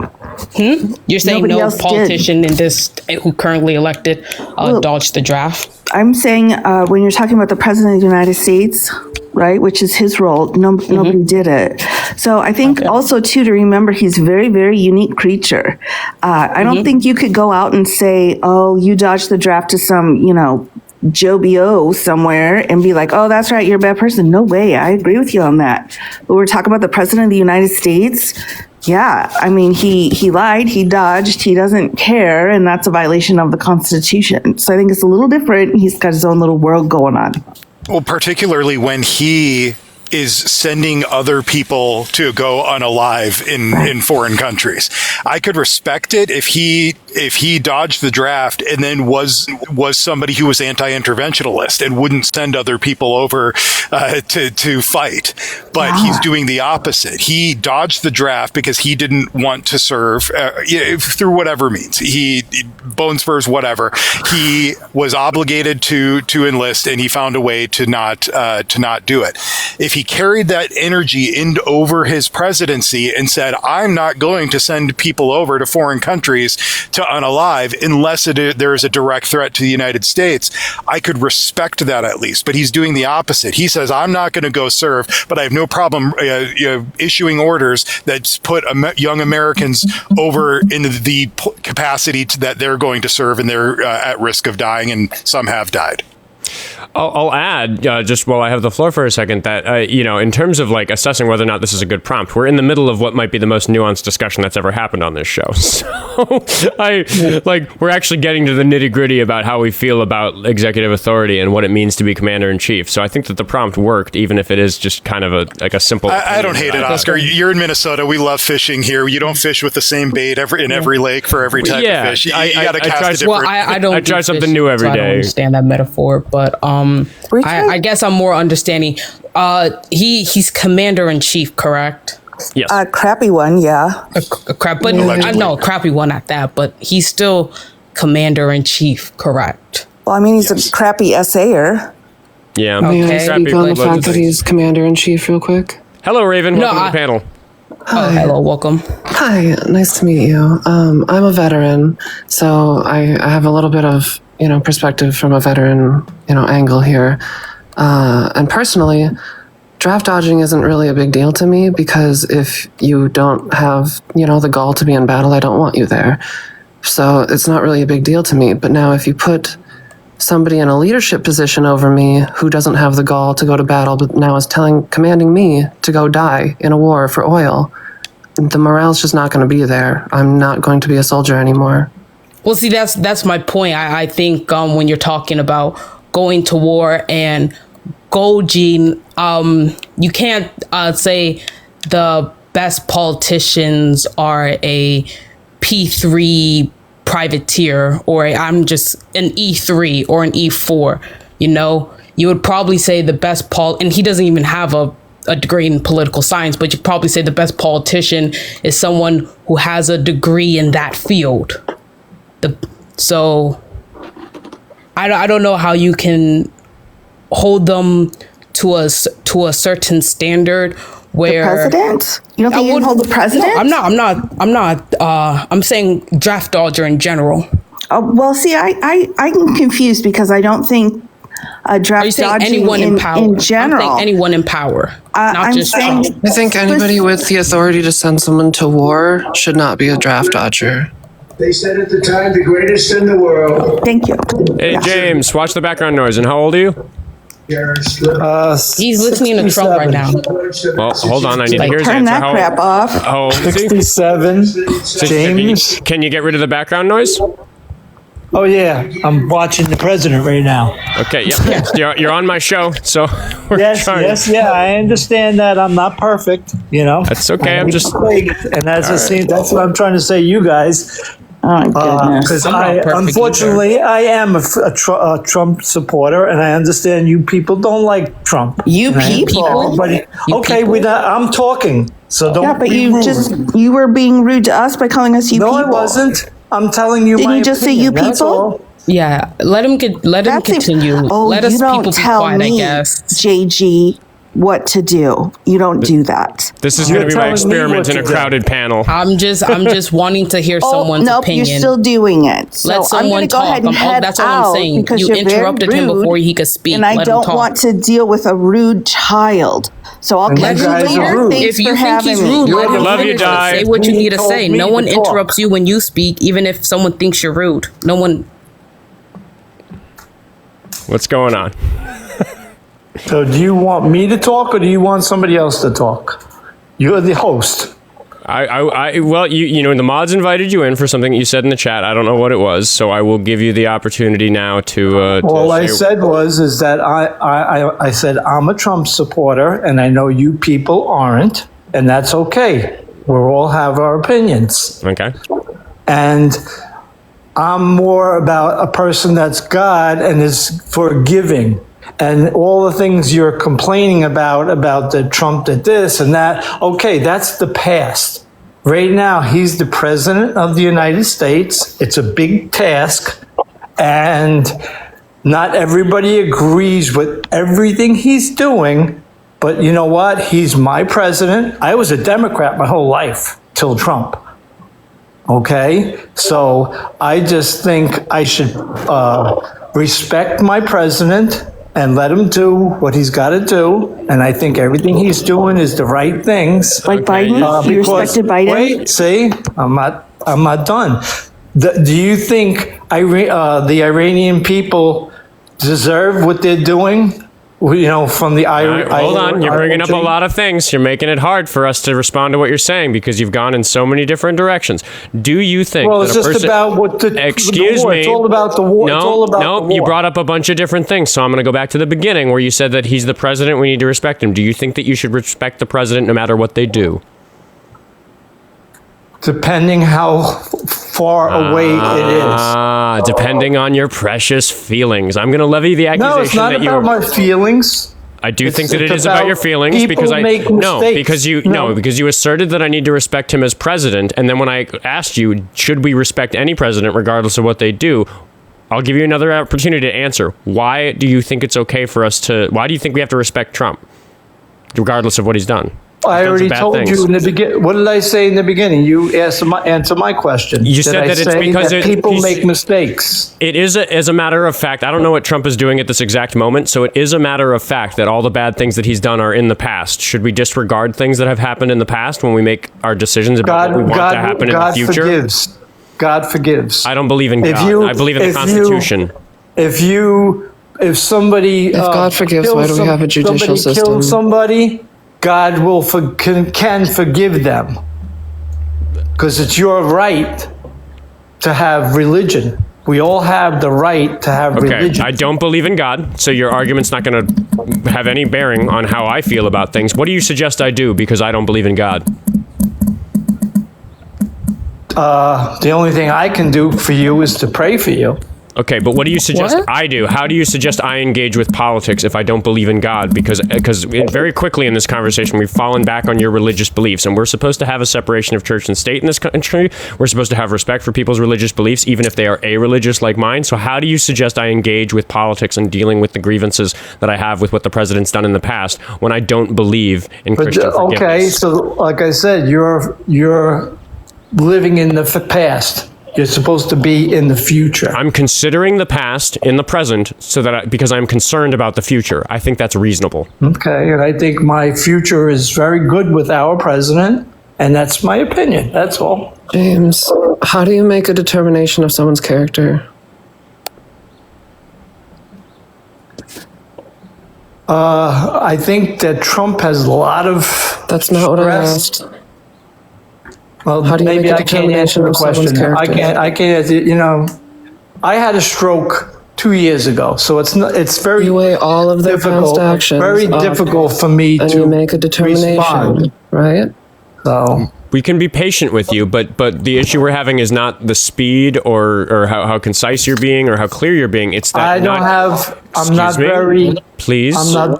I'm going to try to be accommodating of the fact that you had a stroke. I'm not going to be mean to you about that. I want to make sure that we make sure that you can platform your ideas and that we can hear what you mean. Trying to tell you. Please let me say what I'm saying, which is that we keep asking you these questions, we keep bringing up these concerns, and you move on to something else. You didn't No, answer, I'm not. I'm trying to answer your question. You didn't answer my question about what I'm to do. Okay, can I answer the question now? After you already gave me a question. You're being and rude I'm trying now. to give it to you. I don't. No, I'm trying to answer the question.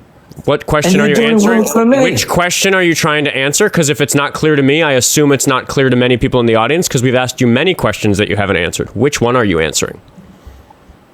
The question that she asked. One question. That's all I did. Remind the audience what that question was. And I said, I don't have an answer because I'm not very educated.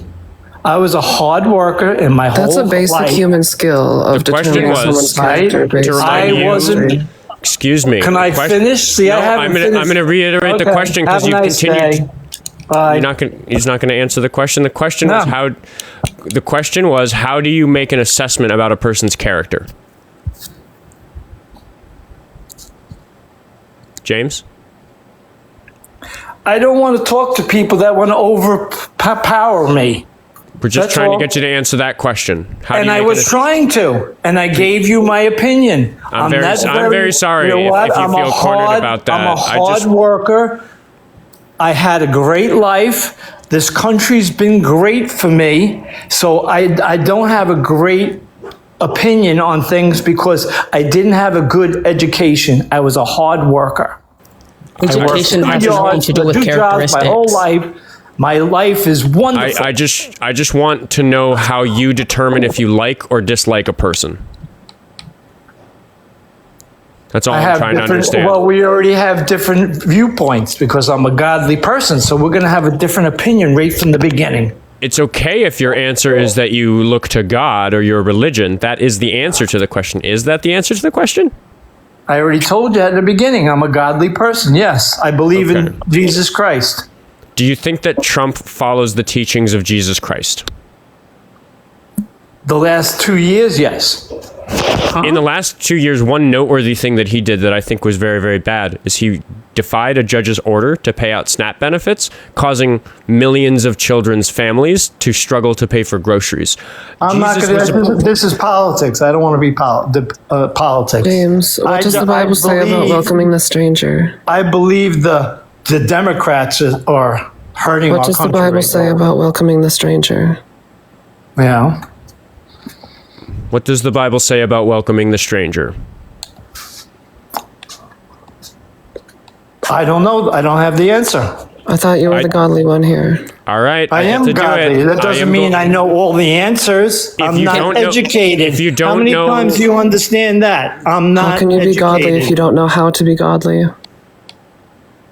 I know how to be godly because I help people all the time. I don't give my, I don't just use my money to do nothing. I help people. I help families. I have 5 families that I help. It doesn't sound like you use the Bible as your moral compass if you don't even know what the Bible says. I do use my question, but you must be smarter than me because you're so smart and you have. I mean, all the I would answers. probably say that I am smarter than you. Yes. And good. That's great. I'm not can I ask smart. a non-political I question to James? I could. James, James, please be quiet. I'm going to give the floor to Jazz for the last question because it is nearing the end of the show. And you said you don't want to talk about politics, and you have called It's non-political question. That's fine. That's fine. I'm just pointing out that James has said they don't want to talk about politics on my political debate live. So anyway, Jazz, what do you got? Good point. As a Christian, just tell me, no education needed, nothing needed, just your opinion. When Trump posts a true social post of an AI photo of him displayed as the Pope, which is, I'm not religious, but I'm assuming it's the head of Christianity and the faith. How does that sit with you as a Christian? No politics, no education, none of that needed. How does that just sit with you? Is it a real photo? It's an AI generated photo he posted on his account.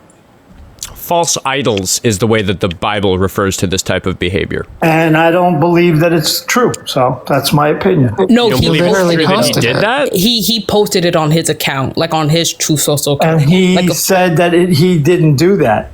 No, but you have to be extremely intelligently dishonest to say that he is a doctor. Yeah. He did though. You can go to his True Social.